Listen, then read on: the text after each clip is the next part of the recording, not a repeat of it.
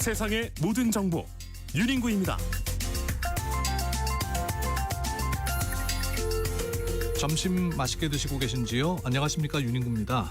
요즘 주식 투자 많이 하시죠? 연일 최고치를 경신하던 증시가 숨고르기에 들어간 모습인데요. 투자 전략 어떻게 가져가야 할지 돈 버는 재미에서 염승환 이사와 짚어보겠습니다. 부동산 시장을 감시 감독할 부동산 감독원을 두고 여야가 다른 반응을 보이고 있는데요. 왜 그런지 여의도 현미경에서 자세히 들여다보겠습니다. 김진태 강원도지사가 삭발농성에 나섰습니다. 이유가 뭔지 직접 들어보겠고요. 진격의 육선 조경태 국민의힘 의원과는 국힘 지도부의 탈륜 어게인 분위기 살펴보겠습니다. 믿고 듣는 시사, 여기는 KBS 1라디오 세상의 모든 정보 윤인구입니다.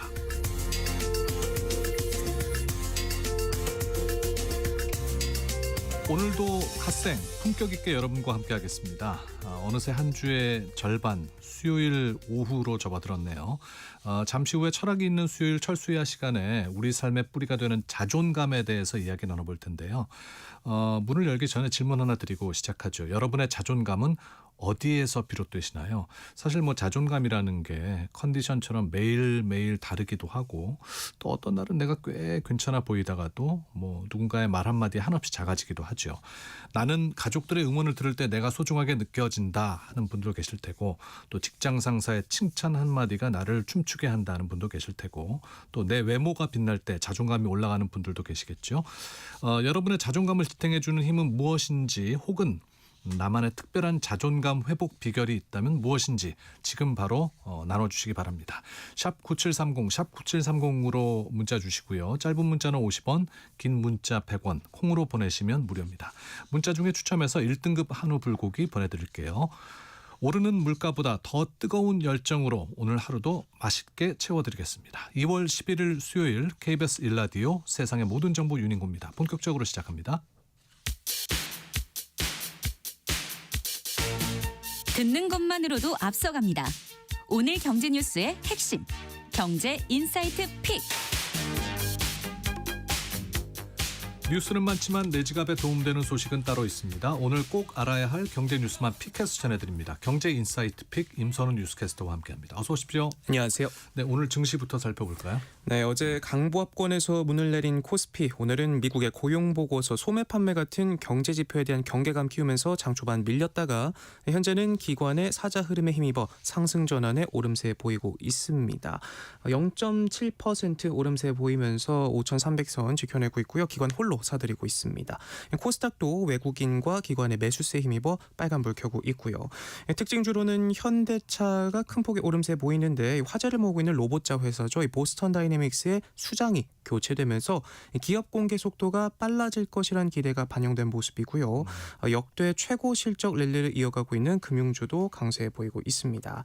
오늘도 종목별 순환매 돌는 모습인데, 어제처럼 장중 변동성이 커질 수 있으니까요. 흐름 체크해 보셔야겠습니다. 네, 지금 코스피 지수는 5,340.70 보이고 있습니다. 정말 이제 설이 코앞으로 다가왔는데요. 네. 선물 뭐 사야 할까 고민하시는 분들 많이 계실 거예요. 근데 이때를 틈타서 또 과대 포장하는 광고들이 기승을 부리고 있다고요? 네, 맞습니다. 광고만 믿고 샀다가는 잔뜩 바가지를 쓸 수 있어서 주의하셔야겠는데요. 식품의약품안전처가 명절을 앞두고 선물로 많이 고르는 의료기기와 화장품, 의약외품 등의 온라인 광고를 집중 점검해봤더니 허위 광고가 무려 178건이나 적발됐습니다. 문제가 많은 제품들이 어떤 겁니까? 먼저 명절 때면 부모님이나 어르신들께 자주 선물하는 의료기기들도 문제가 많았는데요. 전동식 부항기나 저주파 자극기 같은 국내 허가받지 않은 제품을 직구 형태로 불법 유통된 사례들이 있었고요.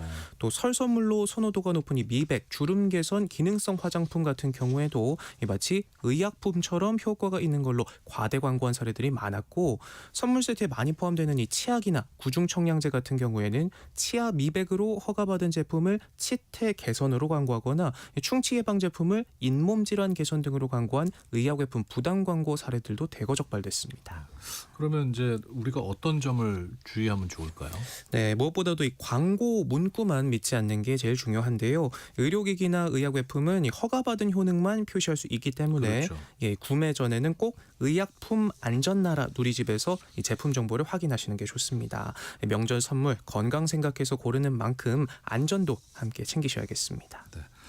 쌀값 올랐다고 하는데 설 명절 앞두고 정부가 쌀을 추가로 공급한다면서요?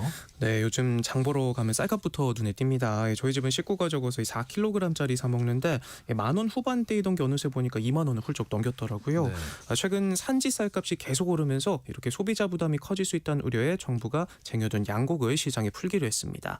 이번 주 중으로 산지 유통업체들을 상대로 얼마나 필요한지 수요 조사를 하고요. 실제 재고 상황을 살펴본 뒤에 공급 물량을 정할 계획이라고 합니다. 얼마나 올랐습니까? 네, 최근 산지 쌀값은 80kg 기준으로 23만 원을 넘어섰고 설을 앞두고 20kg짜리 소매 가격도 작년보다 16%나 넘게 올랐다고 합니다. 명절 장바구니 부담이 더 커질 수 있다는 우려가 안 나올 수가 없는 상황인데 이에 대해 농민단체들은 산지 쌀값이 농민들이 요구하는 80kg 기준 26만 원보다 여전히 3만 원가량 낮다면서 추가 공급 검토를 중단하라 반발하고 있습니다. 요즘 그 도로에 돌아다니는 차 보면은 전기차들이 많아졌어요. 네. 요즘 전기차 찾는 분들이 많다고요? 네, 맞습니다. 차를 좀 바꿔볼까 하는 분들 중에 10명 중 7명은 전기차 구매를 긍정적으로 검토하고 있던 조사 결과가 나왔는데요. 그 이유가 있겠죠. 네, 아무래도 가장 큰 이유로는 비싼 기름값 좀 아껴보자라는 분들이 60%로 가장 많았고 정부 보조금 지원, 세제 혜택 등이 뒤를 이었습니다. 또 하나 흥미로운 점은 이 중국 전기차 브랜드에 대한 인식은 관심은 있지만 신뢰도가 낮다는 응답이 약 38%로 가장 높게 나타나기도 했는데 참 아이러니하게도 국내 신규 등록된 전기차 가운데 중국산이 차지하는 비중이 지난해 기준 10대 중 3대 이상 34%로 올라갔다고 합니다. 네, 이게 어떻게 된 일입니까? 일단 이 테슬라가 중국에서 만든 차를 들여온 영향이 큰데 이 밖에도 최근에는 중국 자체 브랜드도 저렴한 가격에 다양한 차종을 선보이면서 존재감을 키우고 있습니다. 대표적으로 작년 한국 시장에 진출한 비아디 같은 경우에는요 2천만 원대의 전기차를 선보이면서 눈길을 끌고 있는데 상위 5위권에 진입할 만큼 안방까지 파고든 이 중국 전기차 공세가 매섭습니다. 그러니까 가격 경쟁력이 있다는 거네요. 네, 맞습니다. 정부는 2년 전부터 중국산 배터리를 장착한 전기차에 대한 보조금을 낮췄지만 중국산이 더 싸게 밀고 들어와 자리를 넓혀가는 흐름을 바꾸지는 못한 걸로 보입니다. 요즘 귀농하시는 분들 얘기 심심치 않게 들리는데 실제로 도움을 주는 제도가 시작된다고요? 네, 모든 주민에게 매달 15만 원의 상품권을 주는 농어촌 기본소득 사업이 이달 말부터 시작됩니다. 10곳의 시범사업지로 벌써부터 사람들이 몰려들고 있다는데 직장이나 학교가 다른 지역에 있어도 일정 기간 이상 해당 지역에 머무르면 받을 수가 있기 때문에 횡했던 농어촌에 다시 활기를 불어넣어줄 수 있지 않을까 하는 기대가 큽니다. 네. 근데 기본소득 받으려고 이제 실제 살지는 않으면서 또 주소만 옮기는 경우도 있다고 해요. 네, 어디 가나 이런 얌체족들 빠지질 않죠. 지역 활성화에 도움이 되지 않으면서 재정만 축낼 수 있다는 지적이 나오자 정부도 대책을 내놨는데요.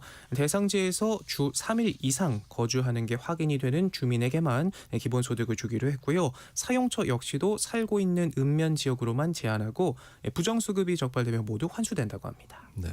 요즘 그 소상공인들 사이에서 근로추정제 이야기 나오면서 걱정이 커지고 있다고 하는데 이게 뭔가요? 근로추정제? 네, 근로추정제는 누군가를 대신해서 일을 하면 원칙적으로 근로자로 인정하고 이 사업주가 근로자가 아니라는 걸 입증하지 못하면 근로자성을 확정하는 제도입니다. 쉽게 말해서 프리랜서들도 근로자로 봐야 한다. 이런 취지로 생각하면 이해가 쉬우실 텐데 당장 오는 5월이면 시행됩니다. 네. 다만 반응은 크게 엇갈리고 있습니다. 노동계는 환영하는 입장이지만 소상공인들은 강하게 반발하고 있는데요. 사회보험료, 인건비 부담이 크게 늘어서 연쇄 파산으로 이어질 수 있다. 프리랜서 한 명당 연간 추가 부담이 500만 원에 달해 평균 영업이익의 20%에 달하는 만큼 이 법안 철회를 요구하고 있습니다. 네. 현장에선 반응이 어떤가요? 노동자들 사이에서도 일부 우려가 나오고 있는데요. 이번 제도로 지금까지 근로기준법 보호를 받기 어려웠던 약 870만 명이 영향을 받게 되는데 특히 택배나 대리운전처럼 건당 계약 구조인 업종에선 비용 부담이 커지면 수수료 인상이나 일감이 줄어들 수 있다는 걱정이 나오고 있고요. 네. 또 근로자로 분류돼 주 52시간 묶이면 오히려 수입이 줄어들 수 있다는 목소리도 보이는 만큼 전문가들은 노동자 보호 취지에는 공감하지만 입증 책임을 사용자에게 넘길 경우 소송 부담이 커질 수 있다며 제도 설계와 속도 조절이 필요하다 이렇게 지적하고 있습니다. 네. 정부가 의대 정원을 늘리기로 했어요.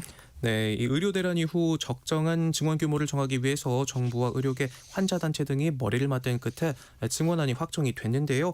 내년부터 5년 동안 연평균 660여 명, 모두 3,300여 명을 늘립니다.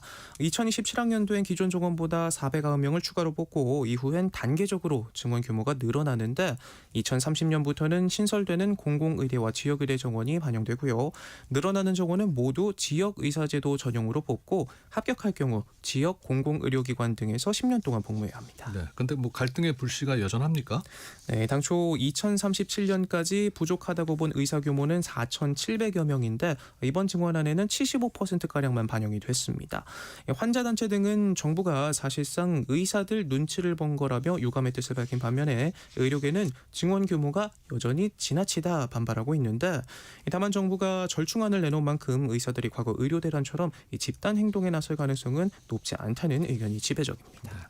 모레 이제 금요일부터는 본격적인 이제 귀성이 시작될 텐데 네. 이번에 고향 가는 분들 얼마나 많을 걸로 예상하십니까? 네, 이번 설 연휴에는 국민의 절반가량인 2,780만 명이 고향을 찾거나 여행길을 떠난 걸로 전망됐는데요. 네.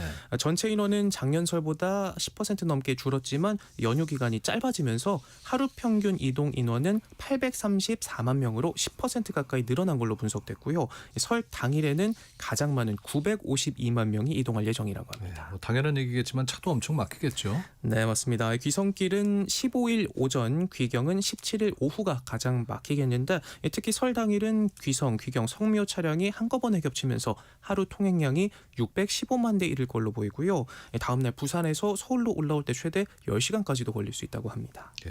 KTX랑 SRT를 다른 역에서도 탈 수 있다? 네, 맞습니다. 오늘부터 교차 운행 시범 사업 승차권 예매가 시작되는데요. 오는 25일부터는 수서역에서 KTX를, 서울역에서는 SRT를 이용할 수 있게 됩니다. 하루 한 차례씩 왕복 운행하는데 운임은 수서발 KTX도 10% 할인된 SRT와 가텍스도 10% 할인된 SRT와 같은 가격이고요. 예매는 코레일과 SRF 홈페이지, 역 창구에서 모두 가능합니다. 그러니까 그동안은 이제 KTX는 뭐 용산역이나 서울역에서 탈 수 있었고 SRT는 수서역에서 탈 수 네, 있는데 맞습니다. 이제 교차로 이용할 수가 그럴 수 있게 있단 되는 거죠. 말인 예. 거죠. 정부는 안전 점검을 마친 뒤에 이용객 의견을 받아 통합 운임 체계도 마련할 계획이고요. 고속철도 이용하실 분들 예매 일정 꼭 한번 확인해 보시고 달라진 점 참고하시면 좋겠습니다. 네, 뭐 설 연휴 동안에도 저희는 경제와 정치 알찬 소식들로 또 생방송으로 전해드리도록 하겠습니다. 임선우 뉴스캐스터와 함께했습니다. 고맙습니다. 고맙습니다. 네, 오늘 여러분의 자존감은 어디에서 나옵니까? 여쭤봤는데요. 또 자존감 회복 비결도 문자 받고 있습니다. 7831님, 저의 자존감은 화장실 조명에서 올라갑니다. 에?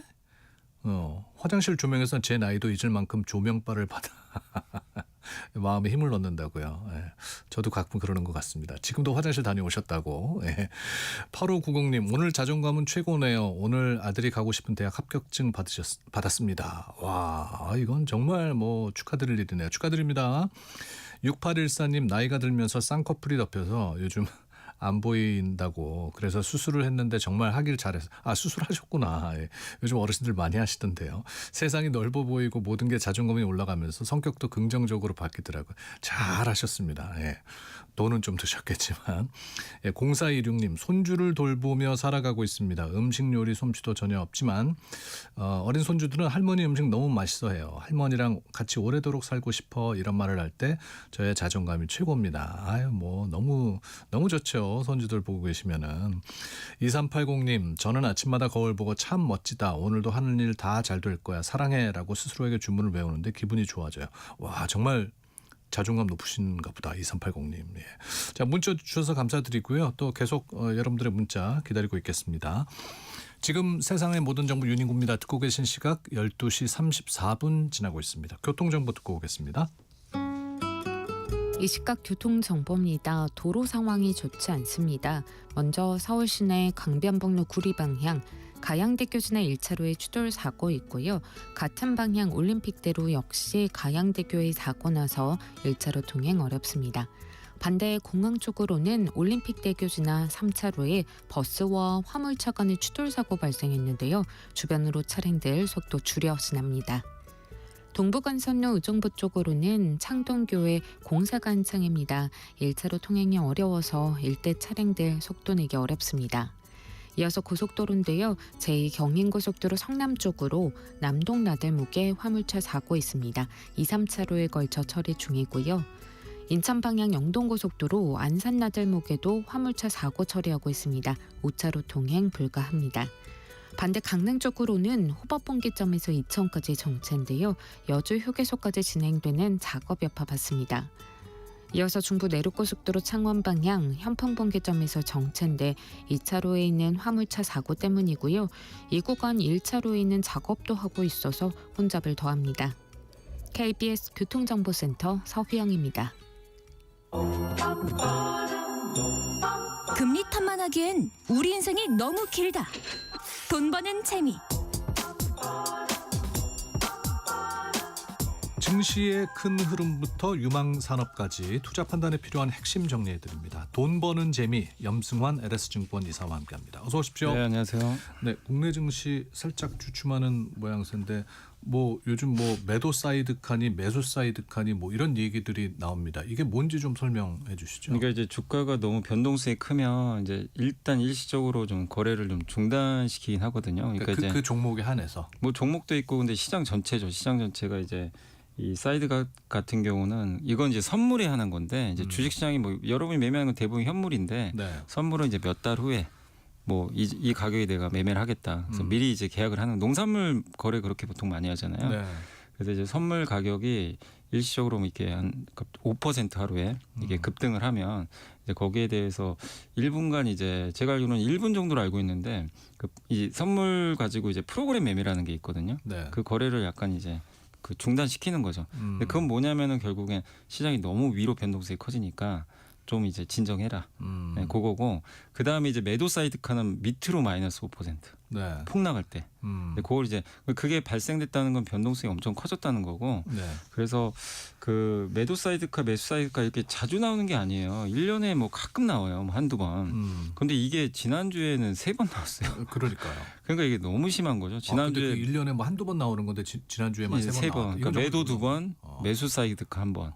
그러니까 매수 사이드카 나온 날은 지난주 화요일인데 네. 그날 코스피 지수가 무려 7% 폭등해서 끝나버렸거든요. 그러니까 이제 변동성이 너무 큰 거는 사실 뭐 좋은 건 아니지만 근데 1월 내내 주가가 올랐잖아요. 네. 코스피가 5천까지. 근데 이렇게 많이 오른 상태에서 뭔가 주식시장이 이렇게 고온해서 옆으로 가는 게 아니라 조그만 악재가 나오면 엄청 흔들립니다. 사실. 그러니까 이 변동성은 오른 크기에 좀 비례를 해요. 사실. 네. 그래서 이런 변동성이 없는 건 아닌데 지난주는 한 방향이 아니라 그냥 방향 없이 그냥 너무 이렇게 혼란스럽게 움직이다 보니까 투자분들이 지금 되게 좀 어려워하는 거죠. 이 5천은 넘었는데 올라도 불안하고 내려면 내린다고도 불안하고 좀 굉장히 힘든 상황입니다. 아니 지금. 근데 그러면 변동성이 이렇게 왔다 갔다 하는 이유를 잘 모르는 거예요? 변동성이 커지는 거는 일단 뭐 밑으로 폭락을 하건 위로 급등을 하건 건데 장기간 이렇게 오르거나 내리면 네. 변동성을 내재할 수밖에 없어요. 이게 반대 방향으로. 근데 그 반대 방향의 변동성은 그냥 나오는 게 아니라 뭔가 이벤트가 발생을 해야 됩니다. 네. 조건이 주어져야 되거든요. 근데 그 조건이 갑자기 은이 하루에 30% 폭락한 날 있잖아요. 그런 적이 있었죠. 그때 한번 이제 말씀드렸지만 케비노 씨 신임 이제 연준 의장이 이 사람은 돈 푸는 걸 싫어하는 사람이다. 매파다. 금리 인상할 거 아닌가? 이런 이제 우려가 커진 거죠. 그러니까 돈을 회수한다는 그런 이제 공포가 드니까 은부터 폭락을 했고 그게 미국 증시 강타하고 월요일 날 지난주 월요일이었죠. 우리나라 증시도 그럼 우리 한국 코스피 이렇게 많이 올랐는데 저점에서 2배 올랐잖아요. 한국이 한 1년 동안. 네. 그러니까 한국도 자유롭나? 그래서 이제 그걸 빌미로 밑으로 이제 빼버렸는데 또 다음 날 무슨 얘기 나오면 케비노 씨 너무 무서워하지 말자. 그러니까 별거 아니야? 그래서 다시 올리고. 그런데 또 주중에 뭐 나왔죠? 지난주에 별일 다 있었잖아요. AI가 소프트웨어 기업들을 망가뜨린다. 네. 뭐 갑자기 뭐 여러분이 많이 쓰시는 것 중에 포토샵 있잖아요. 네. 포토샵을 많이들 쓰시지만 그거를 AI가 지금은 그냥 말만 해도 알아서 수정해 주잖아요. 이제 그런 회사들은 이거는 AI가 호재가 아니라 비즈니스 모델이 이제 잠식되는 거잖아요. 그런 회사들이 많이 있죠. 사실은 AI가 대체해 버리면. 그래서 그 유명했던 미국이나 특히 독일의 삽이라고 있어요. 그 전사적 자원 관리 ERP라고 하는데. 네. 그러니까 이제 그 많은 기업들이 채택하죠. 그 소프트웨어를 월 구독료 내고 인사 관리도 하고 막 이것저것 하거든요. 근데 그거를 AI가 코딩으로 다 할 수가 있나 봐요. 그러면 독일 시총 1위 기업이에요, 그게. 아 그래요. 예, 우리나라는 삼성이 1위인데 거기가 이제 시총 1위가 거기거든요. 그래서 그 기업도 주가가 많이 빠져버린 거예요. 그러니까 이러다 보니까 AI가 이게 호재가 아니라 이거 악재 아닌가? 그래서 지난주에 또 그러면서 한번 또 급나가고 그리고 지난주 이제 또 후반에는 또 약간 이제 미국 증시가 이제 젠슨왕이 한마디 했습니다. 네. 이거 너무 이렇게 우리 확대해서 가지 말자. 그렇게 볼 건 아니다. 네, 그렇게 볼 거 아니고 AI 투자 엄청 우리 해야 된다. 합리적인 나는 나의 많은 재산을 AI에 노출시킬 거다. 이렇게 또 되게 긍정적인 멘트를 했어요. 네. 그러다 보니까 이제 이번 주 월요일이죠. 월요일 날 또 지수가 또 한번 뻥 튀고. 그러니까 결국엔 지수는요. 딱 보면 5,200에서 그냥 제자리예요, 지금은. 근데 그 이 중간의 변동성이 그런 뉴스에 따라서 뭐 사실은 변한 건 없는데 네.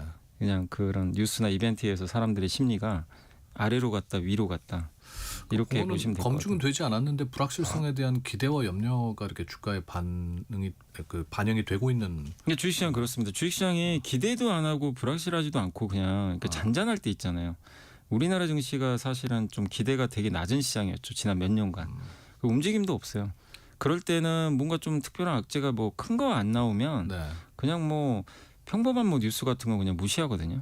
반응도 안 하고 좀 좋은 뉴스도 반응도 안 합니다. 아니 그럼에도 불구하고 지금 뭐 6천 갈 수도 있다는 얘기가 나오는 거는 뭐 현실성이 있는 얘기입니까? 6천을 이게 제가 그냥 숫자로만 말씀드리면은 6천도 충분히 뭐 이게 불가능한 건 왜 아니냐면 우리가 그냥 5천만 보면 너무 높아 보이잖아요, 사실은. 죄송합니다. 근데 이제 지수라는 거는 오르는 게 이익으로 오르는 경우도 있고 네. 흔히 이제 밸류에이션이라 그러죠. 뭐 이 이익에다가 몇 배 곱할 거냐. 그걸 보통 이제 PER이라는 용어를 많이 쓰는데 지금 코스피 지수가 PER이 한 9배 초반 정도 되거든요. 네. 그러니까 이익 대비해서 시가총액이에요. 네. 뭐 그런 그래서 이게 높으면 비싼 거죠. 미국을 예로 들면 미국은 23배. 우리가 지금 9배 초반. 일본이 한 14배 되고요. 뭐 가까운 중국이 저기 이제 12배. 네. 우리가 좀 낮죠. 그러네요. 근데 되게 아이러니하죠. 보통 주가가 오르면 PER이 올라요. 그래서 미국이 그렇게 좀 높게 형성된 게 지난 3년 동안 매년 두 자릿수 올라가면서 높은 PER이 형성됐는데 이익 대비해서 좀 비싼 편이죠. 근데 한국은 주가가 이렇게 올랐는데 PER이 더 떨어져 버린 거예요. 코스피 2,500일 때보다 지금 PER이 더 낮아요. 이게 좀 이해가 안 되잖아요. 그럼 뭐냐면 이익이 그만큼 증가한 거야. 이익이. 그래서 이익이 그 삼성전자가 지금 올해 막 200조액이 나오잖아요. 영업이. 하이닉스 뭐 150조. 예. 그러니까 이 기업들의 이익 추정치가 급하게 올라가니까 주가는 그것만큼은 사실 못 올라갔어요. 삼성전자가 작년 8월 말부터 지금까지 주가가 130% 올랐더라고요. 근데 이익 전망치는 260%가 올랐어요. 그러니까 그걸 계산해 보면 지금 주가 상승의 배경은 순전히 이익으로 간 거거든요. 그렇기 때문에 전혀 부담이 없는 거고 말씀드린 대로 이익보다 지금 못 올랐거든요. 예, 그래서 6천 가면 코스피가 한 6천 가면은 PER이 한 10배 좀 넘을 거예요. 그럼 우리나라 옛날에 과거부터 이제 평균을 내잖아요. 네. 우리 한국 증시 평균 몇 배에서 움직였다. 10배 정도 돼요. 6천 가면 평균 나와요. 지금 상황에. 그럼 우리가 평균을 비싸다고 할 수는 없는 거잖아요. 네. 6천을 가도 삼성전자, 하이닉스나 이런 반도체가 이익이 훼손만 되지 않으면 지금 전망이 유지되면 비싸지가 않다. 그래서 충분히 갈 수도 있고 뭐 못 갈 수도 있지만 어쨌든 간다고 해서 그게 뭐 이상한 거 아니다. 이렇게 뭐 좀 보고 있습니다. JP모건에서는 7,500. 거기도 큰 7,000, 논리, 예, 굉장히 7,000 강세론적으로 그러니까 기본적으로는 6천 보더라고요. 그러니까 기본적인 시나리오가 좀 여러 개가 있어요. 근데 강세 시나리오가 또 따로 있거든요. 뭐 네. 미국이 금리 인하를 좀 공격적으로 하고 뭐 그런 시나리오 뭐 반도체도 좋을 때 이제 7,500도 간다. 네, 이렇게 했는데 7,500 가면 이제 우리나라가 옛날에 좀 비쌌을 때 PER 그거 대입하면 7,000 넘거든요. 네. 그러니까 이제 그거는 아주 옛날에 한국이 좋았을 때 그걸 대입하면 그 정도까지 갈 수 있는데 6,000은 평균 정도다라고 좀 생각하시면 될 것 같습니다. 네. 이게 코스피가 오르면은 GDP 성장률도 오릅니까? 그 한 보고서가 나온 게 있는데 실제 저 데이터를 봤거든요. 네. 1년 후에 GDP 성장률이 실제 올라가더라고요. 그러니까 코스피 상승이 좀 가파르면 바로 소비가 느는 게 아니라 GDP가 이제 그 다음에 1년 정도 후행해가지고 실제 그 데이터가 좀 있더라고요. 네. 그래서 실제 그건 좀 검증된 데이터고 그러다 보니까 이제 그런 내용들이 또 공유되면서 최근에 반도체가 좀 쉬어가니까 내수주가 급등하기 시작했어요. 내수주 백화점주. 왜냐하면 실제 그러니까 번 돈을 쓰고 있다. 부의 효과라 그러죠. 우리가 이제 아파트값 내가 그냥 아파트를 갖고 있는데 그 아파트값이 막 많이 올라 몇 억이 올랐어요. 그럼 사실은 실제 내가 안 파는 이상은 아직은 현금화된 건 아닌데 그렇죠. 사람 소비 심리가 올라갑니다. 아. 그 주식도 똑같아요. 이젠 좀 써도 돼. 네. 아. 내가 삼성전자 5만 원에 갖고 있는데 지금 16만 원이잖아요. 네. 그럼 아무래도 이 사람 심리가 팔아야 돈인데. 네, 팔아야 돈이지만 여유가 생겨요, 사실. 그런 것도 있고 또 하나가 지금 올해하고 내년에 우리나라가 역대 최고 이익을 낼 거예요, 기업들이. 삼성전자 얘기한 것처럼 하이닉스 뭐 뉴스에도 보도됐지만 성과급이 뭐 2,500%? 그러네요. 뭐 1억 연봉 1억이면 1억 5천 받는다고 성과급만. 그래서 요즘 뭐 어디 저 저녁 그 네. 식자리 가면 내가 쏘겠다는 사람들 많다면서요. 그게 근데 실제로요. 아. 신세계 이번에 이틀 전에 실적 발표했는데 명품 매출이 늘어버렸어요. 그러니까 요게 이제 좀 어떤 신호를 주는 거죠. 아, 생각보다 소비가 이런 부의 효과가 좀 실제 있구나. 뭐 내수주가 올랐다는 거는 어쨌건 뭐 그래 내수시장이 좀 이 양극화 돌아간다는 되게 얘기- 심해요.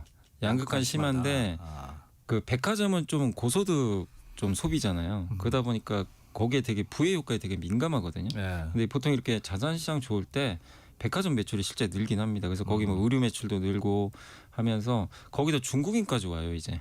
이제 다음 주 이제 곧 춘절, 우리는 네, 설날이지만 이제 한일령 때려 다카이치 일본 총리가 너무 인기가 많잖아요 일본에서. 그 원인 중에 또 하나로 이제 중국을 사실 좀 이렇게 친 거죠. 예. 그 효과도 있죠 사실.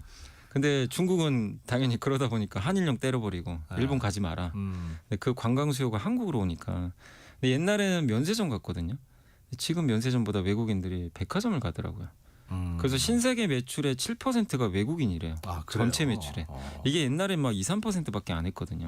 엄청 는 거죠, 사실은. 그래서 그런 것도 있고 뭐 호텔도 있고 화장품도 있고 그래서 요즘에 어쨌든 지금 그런 부의 효과 기대감 때문에 일단 내수주도 상당히 좀 좋게 좀 움직이고 있습니다.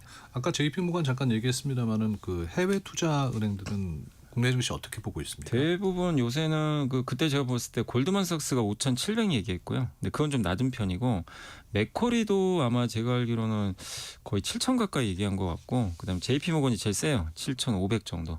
근데 의견은 다 공통적으로 똑같아요. 세 가지인데 첫 번째가 그 이재명 정부의 정부 정책. 주식시장에 진짜 계속해서 신뢰가 간다.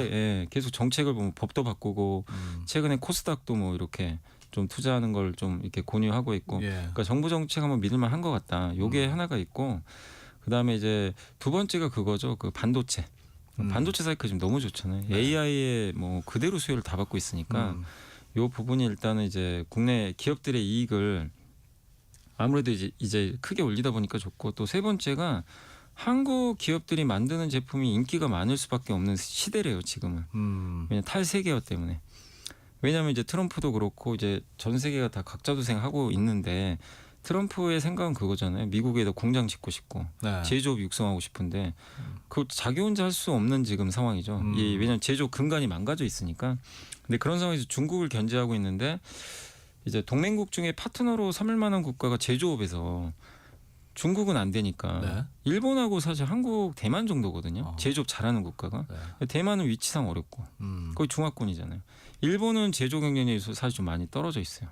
과거보다. 근데 우리는 제조업을 포기 안 했잖아요. 그렇죠. 정말 사실 우리 한국도 너무 힘들었던 게 옛날에 하이닉스도 망할 뻔했었고 그거 어쨌든 M&A 해가지고 SK가 가져가서 성장시켰고 그 지금은 이름이 하나오션이지만 대우조선해양이 예전에 대우조선해양도 거의 망했거든요. 그때 당시에. 그래서 채권단 넘어갔잖아요. 근데 어쨌든 이제 국민들의 혈세가 들어간 거죠. 근데 그때 포기 안 하고 그런 것들을 제조업을 살려놨어요. 어쨌든. 근데 그 효과가 지금 나오죠. 좀 뭐 미국은 배 만들고 싶은데 우리 한국에 SOS를 치고 있고. 그래서 결국 제조업을 좀 잘 준비했던 게 지금 또 10년, 20년 이렇게 지나가지고 미국이 필요로 하는 그런 산업들을 우리가 다 해줄 수 있는 국가가 돼버리다 보니까 그게 이제 또 시장에 반영되고 있거든요. 그래서 전 세계에서 제일 많이 오르고 있는 거예요.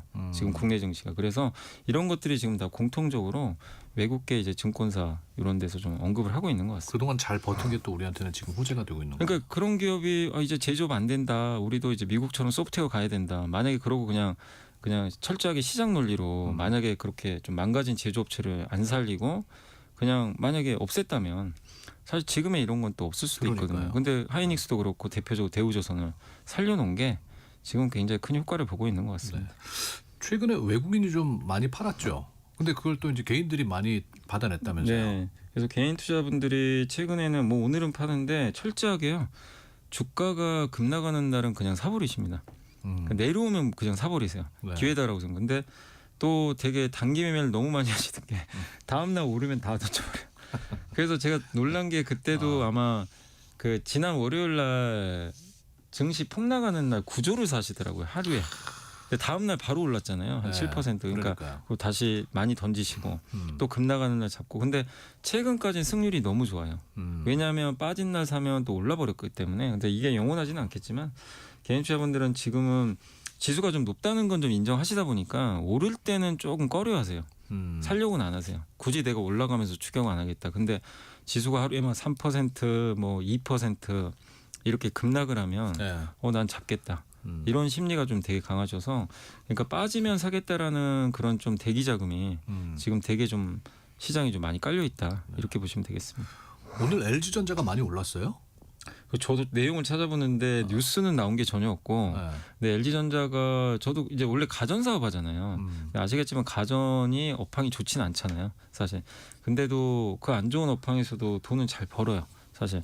생각보다는 괜찮은 편인데 근데 LG전자도 로봇 사업 하거든요. 네. 그러니까 이번에 CES에서도 공개를 했는데 근데 이제 현대차는 로봇 때문에 주가가 많이 올랐는데 사실 LG그룹은 이 시장에서는 로봇주로 아직은 좀 인정을 안 하더라고요. 그래서 같이 로봇을 공개했는데도 되게 좀 주가가 지지부진했는데 네. 아마 요즘에 이제 제 생각은 오늘 이렇게 오르는 거는 지금 시장은 뭘 찾냐면은 삼성전자 하이닉스가 좋은 건 아는데 너무 올랐거든요. 좀 쉬어요. 쉬는데 유동성이 풍부하니까 못 오른 걸 좀 찾고 있어요. 최근에 뭐 태양광도 한번 급등하고 네. 뭐 뉴스 있으면 한 번씩 급등하거든요. 네, 그러다 보니까 LG도 좀 사실 로봇 사업하고 돈도 잘 벌고 하는데 AI도 하잖아요. LG가 LG CNS 중심으로 AI 사업도 하고 있고 LG그룹을 봤을 때 AI랑 로봇과 연결이 돼 있는데 주가는 사실 거의 못 올랐거든요. 네. 그래서 이제 수급이 아마 이쪽을 좀 쫓아간 거 아닌가. 그래서 오늘 가는 거는 AI랑 제가 봤을 때는 그 로봇이 좀 같이 결합돼서 이렇게 좀 모처럼 한번 급등하는 거 아닌가. 근데 명확하게 어떤 뉴스가 나온 거는 뭐 아직은 확인은 되지 않고 있습니다. 네. 이어서 삼성전자하고 SK 하이닉스 주가는 어떻습니까? 오늘은 하이닉스는 조금 빠지고 있고요. 한 마이너스 1% 그리고 삼성전자는 플러스 0.7% 정도 오르고 있어서 뭐 양사가 약간 다르긴 하지만 최근 며칠간은 그냥 제자리 걸음하고 있다. 그래서 오늘 삼성전자 하이닉스는 큰 변화 없고 미국에서 이렇게 좀 최근에 반도체 기업들의 주가가 별로 안 좋아요. 좀 쉬어가고 있거든요. 네. 그러다 보니까 이제 그 영향을 받아서 좀 빠지고 있고 최근에 또 외국인도 좀 약간 매도를 하고 있어서 삼성전자 하이닉스는 뭐 이렇게 하락으로 크게 뭐 무너진 건 아닌데 최근 며칠간은 그냥 횡보하고 있다. 이렇게 좀 보시면 되겠습니다. 요즘 같은 시기에 개인 투자자들이 뭐 좀 명심해야 할 투자 전략 뭐가 있을지 마지막으로.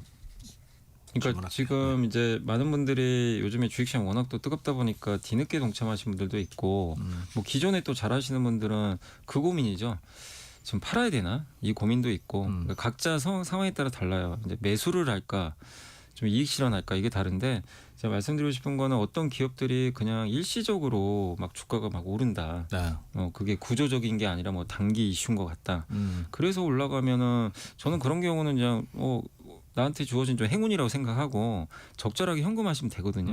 근데 이제 최근에 삼성전자도 그렇고 현대차도 아직 로봇도 보여줄 게 좀 많잖아요. 그러니까 이게 좀 구조적으로 좋아지는 사이클인데 그냥 단지 주가 많이 올랐기 때문에 좀 비중을 줄이는 건 그건 아직은 아닌 것 같아요. 좀 더 확인해 보시고 그래서 매도도 상황에 맞게 하시고 그리고 신규 매수는 저는 조금 자제는 좀 하셨으면 좋을 것 같아요. 왜냐하면 네. 지금 지수가 워낙 많이 올라왔거든요.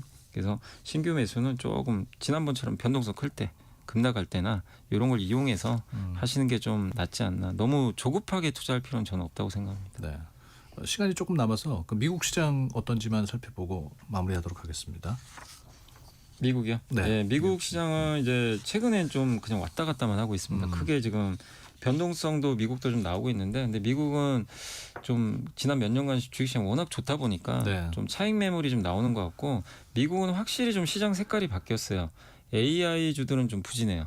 우리랑 좀 다르게 AI가 부진하고 가치주라 그러죠. 보통 굴뚝산업. 요새 미국에서 제일 잘 나가는 기업이 그 굴삭기 만드는 캐터필러. 100년 된 회사예요. 네. 근데 되게 아이러니하지만 AI를 하려면 데이터 센터를 지어야 되고 뭔가 건설을 해야 데이터 센터가 지어지는데 굴뚝 산업들이 요새 인기가 많아요. AI도 데이터 센터 안 지으면 아무 할 수가 없는 거거든요. 알겠습니다. 네. 미국 투자하신 네. 분들은 또 참고하시면 좋겠습니다. 돈 버는 재미 염승환 LS증권 이사와 함께했습니다. 고맙습니다. 네, 감사합니다. 2부에서 뵙죠.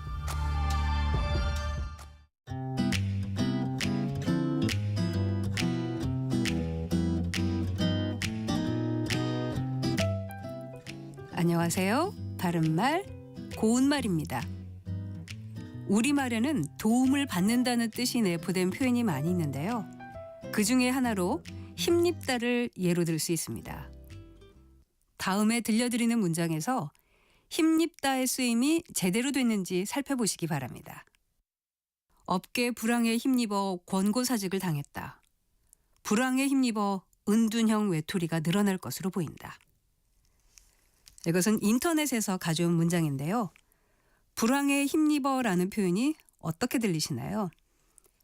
동사 힘입다에는 몇 가지 뜻이 있는데 어떤 힘에 도움을 받다가 가장 기본적인 의미라고 할 수 있습니다. 수혜복구 작업은 각계의 지원과 성금에 힘입어 수월하게 진척될 수 있었다. 같이 말할 수 있죠. 또 어떤 행동이나 말 따위에 용기를 얻다라는 뜻도 있고 어떤 것에 영향을 받다라는 뜻도 있습니다. 불황에 힘입다라는 표현은 불황에 영향을 받는다는 뜻으로 생각할 수도 있지만 힘입다에서 힘은 일이나 활동에 도움이나 의지가 되는 것을 뜻하니까 결국 도움이나 은혜를 받는다는 뜻입니다. 그러므로 불황과 같이 부정적인 원인 뒤에 이 말을 붙여서 쓸 수 없고 또 거기서 나온 결과가 부정적인 것일 때는 사용할 수 없는 표현입니다. 앞서 말씀드린 문장에서는 불황에 힘입어가 아니라 불황 때문에 정도로 바꿔 표현하는 것이 적절합니다. 지금까지 바른말 고운말 아나운서 국혜정이었습니다.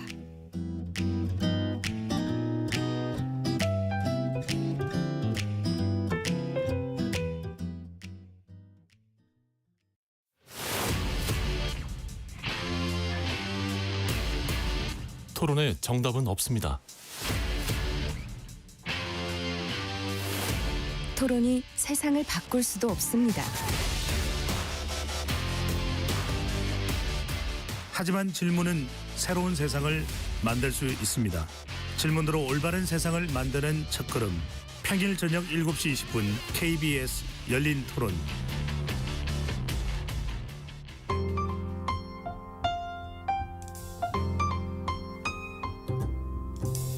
어떤 하루 보내고 계신가요? 눈코 뜰 새 없이 바쁘게 지나가는 한 주. 따뜻한 시선으로 하루를 마무리합니다. 당신을 위한 지식 쉼터. 오늘 밤 일라디오. 월요일부터 금요일. 매일 밤 10시 5분에 시작합니다.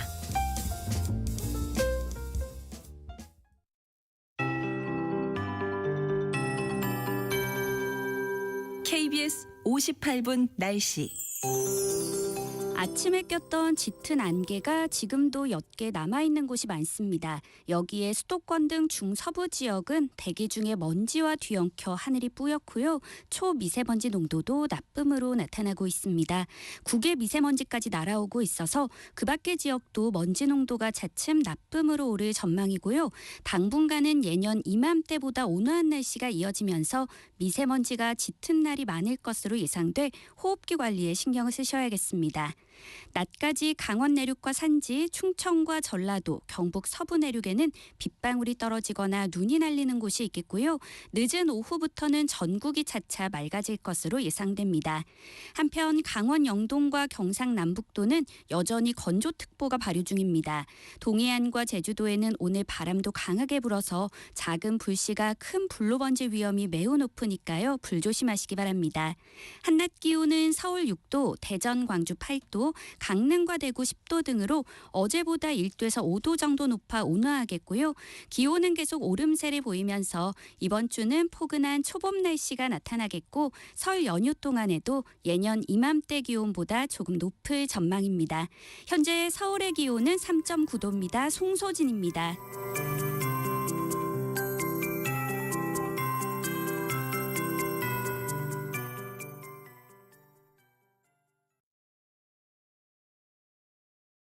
정성을 다하는 국민의 방송 KBS가 한시를 알려드립니다. AM 711kHz, FM 97.3MHz, KBS 1라디오입니다. HLKA.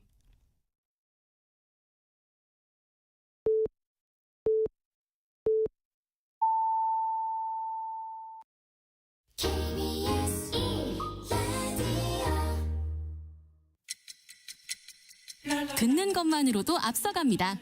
당신의 갓생 파트너 KBS 1라디오 세상의 모든 정보 윤인구입니다.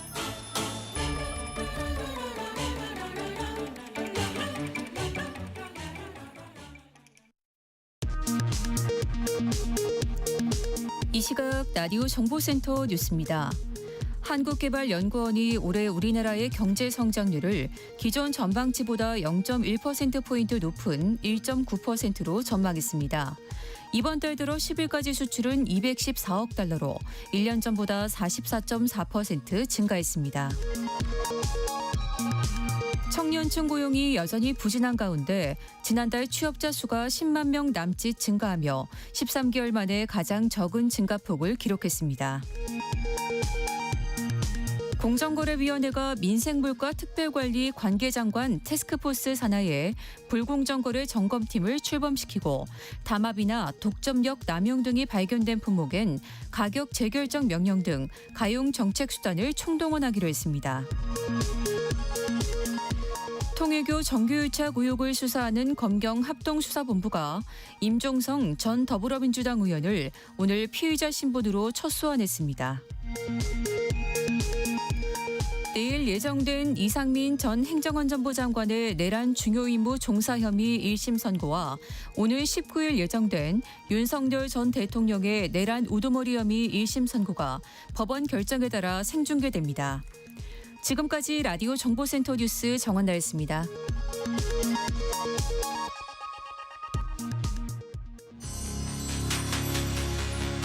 일상의 깊이를 더합니다. 당신을 위한 프리미엄 인사이트. KBS 1라디오 세상의 모든 정보 윤인구입니다. 네, 2부 시작하겠습니다. 정치권은 오늘도 시끌시끌하죠. 부동산 감독원을 둘러싼 여야 갈등 그리고 행정통합을 둘러싼 파열음 여의도 현미경에서 자세히 들여다보겠고요. 김진태 강원도지사가 삭발하고 천막농성을 하고 있습니다. 현장 연결해서 이야기 나눠보겠습니다. 진격의 6선 국회의원이죠. 조경태 국민의힘 의원과 6.3 지선을 앞두고 달라진 국힘 내부 분위기 살펴보겠습니다. 오늘은 또 철학이 있는 수요일 철수야가 있는 날입니다. 나 스스로를 긍정하는 믿음, 자존감 세우는 법도 살펴보겠습니다. 2부 시작하죠.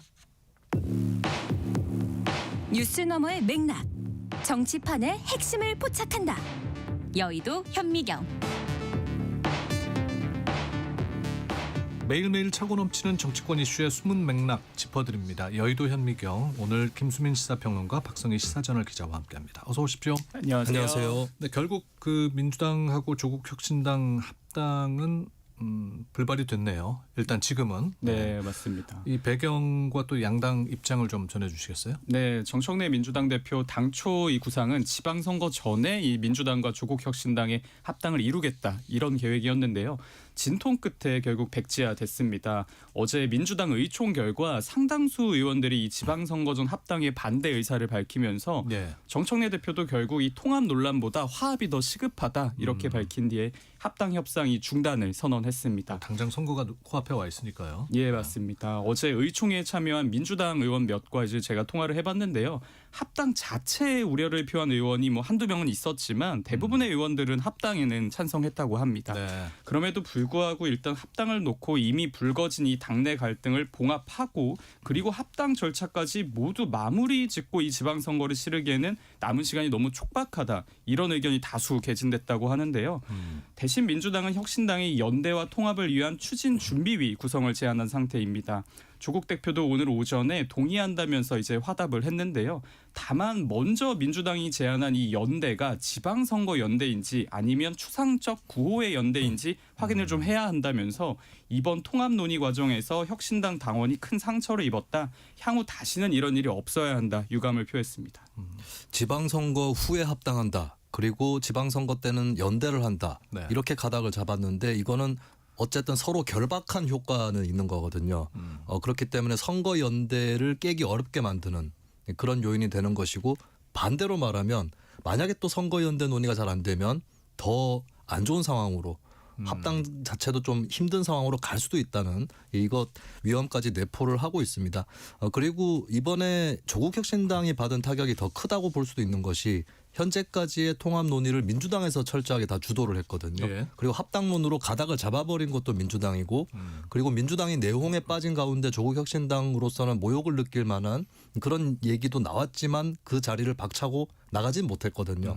그렇기 때문에 협상 과정에서도 또 당세의 차이도 있기 때문에 좀 끌려다닐 가능성이 높아졌다, 이렇게 볼 수가 있겠습니다. 그리고 조금 앞서 나가는 것 같긴 하지만 선거 연대에 관련한 논의는 어떻게 진행이 될 거냐, 이거를 짚어보면은 일단 광역단체장, 기초단체장, 지방의원 중에서 광역의원 이런 자리들은 한 명씩을 선거에서 선출을 하거든요. 네. 아무래도 단일화를 하게 될 것이고, 여기서 그 지지율 격차나 이런 것 때문에 민주당 쪽으로 많이 단일화가 될 수밖에 없는데, 그러면 조국혁신당이 광역단체장이나 국회의원 재보궐선거에서 최소 한두 군데 정도는 단일 후보를 우리가 가져야 되지 않겠느냐, 이런 논의를 또 하게 될 가능성이 높습니다. 뭐 그런 식으로 연대를 할 것이다. 네. 어쨌건 이번 합당은 뭐 정청래 대표가 최선봉에 서서 또 말을 꺼냈고, 그 때문에 합당 불발에 대해서는 정청래 대표의 리더십도 좀 상처를 받았겠네요. 네, 그렇습니다. 실제 당내 분위기도 좋지 않습니다. 최고위를 패싱하고 띄운 이 합당 논의가 불발됐기 때문에 정 대표에게는 분명 악재다, 이런 평가가 많은데요. 오기 전에 소위 친청계로 분류되는 민주당 한 의원과 제가 통화를 했는데, 잔치가 되어야 할 이 합당이 난장이 되어버렸다. 예, 이번 합당권은 정 대표의 분명한 미스다, 이렇게 지적했습니다. 그렇다고 해서 합당이 뭐 불발됐지만 당장 정 대표 체제가 뭐 위협받을 정도로 리더십이 흔들리는 상황은 아니다, 이런 분석도 있습니다. 앞서 권리당원 힘을 키운 이 1인 1표제도 통과됐기 때문에 여전히 정 대표의 연임 가능성 언급되고 있는데요. 다만 정청래 대표 최근 이 2차 특검 추천 둘러싸고 청와대와의 갈등설이 불거진 상태입니다. 향후 이 청와대와의 관계 설정, 나아가 이 지방선거 뭐 승패 여부 등에 따라서 이른바 이 정청래 위기설 파장 달라질 것이라는 전망이 나옵니다. 네.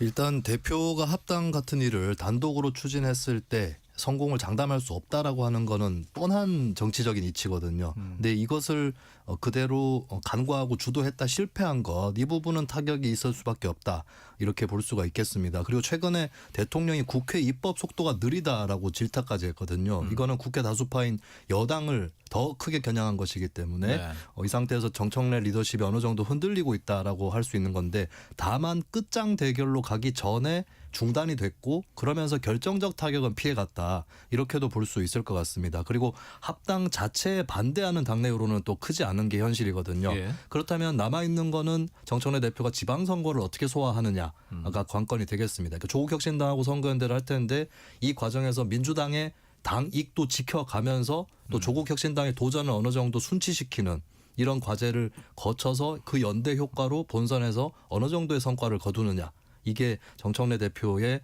남은 과제가 될 것 같습니다. 네. 이 와중에 또 정부와 여당은 부동산 감독원을 추진 중에 있습니다. 부동산판 금감원을 가동해 상시적 모니터링과 정밀 타격으로 불법 투기 세력이 우리 시장에 발붙이지 못하도록 만들겠습니다. 부동산 감독원은 이름만 감독일 뿐 실제로는 상시 감시와 직접 수사를 결합한 초강력 권력기구에 가깝습니다. 네, 한병도 민주당 원내대표, 그리고 유상범 국민의힘 원내운영수석부대표의 언급을 차례로 들어보셨는데요. 민주당이 부동산 감독원 설치 법안을 발의했습니다. 이게 어떤 내용인지 좀 짚어볼까요? 일단 부동산 감독원, 이 이름 그대로 부동산 불법 행위를 상시 감독하는 기관입니다. 부동산 감독원 설치는 이재명 대통령의 이 대선 공약이기도 했는데요. 사실 그간 법망을 피해가는 이 부동산 편법 거래나 이 탈세 등이 사회 문제로 대두되어 왔습니다. 그러나 국토부와 이 금융위, 국세청 등으로 이 부동산 관련 감독 기관이 좀 분산되어 있다 보니까 정부 대응이 효율적이지 못하다, 이런 비판도 제기돼 왔는데요. 민주당은 이렇게 흩어져 있던 부동산 감독 권한을 한 곳에 모아서 강력한 부동산 감독, 이 컨트롤 타워를 만들겠다는 구상입니다. 실제 이 법안에 따르면 법원의 영장 없이도 부동산 감독원이 이 피조사자의 금융거래 정보와 대출 현황 등을 열람할 수 있습니다. 또 부동산감독원이 이 불법 행위를 직접 수사하고 검찰에 송치할 수 있는 이 수사권도 갖게 되는데요. 네. 법안을 발의한 이 허영 민주당 의원은 이 부처 간 칸막이를 허물고 계약, 과세, 금융 정보를 입체적으로 교차 검증해서 부동산 사각지대 이 범죄를 끝까지 추적하겠다 이렇게 강조했습니다. 이 부동산 편법 거래의 경우는 사후에 처벌하는 것으로는 늦다, 충분하지 못하다라고 하는 게 이 법안의 추진의 핵심 취지라고 봐야 될 것 같고 결국 예방 통제가 중요한 것인데 근데 현재로서는 금융당국, 국토부, 지자체, 국세청, 경찰, 검찰 이렇게 관련 기관들이 하는 일들이 나뉘어져 있거든요.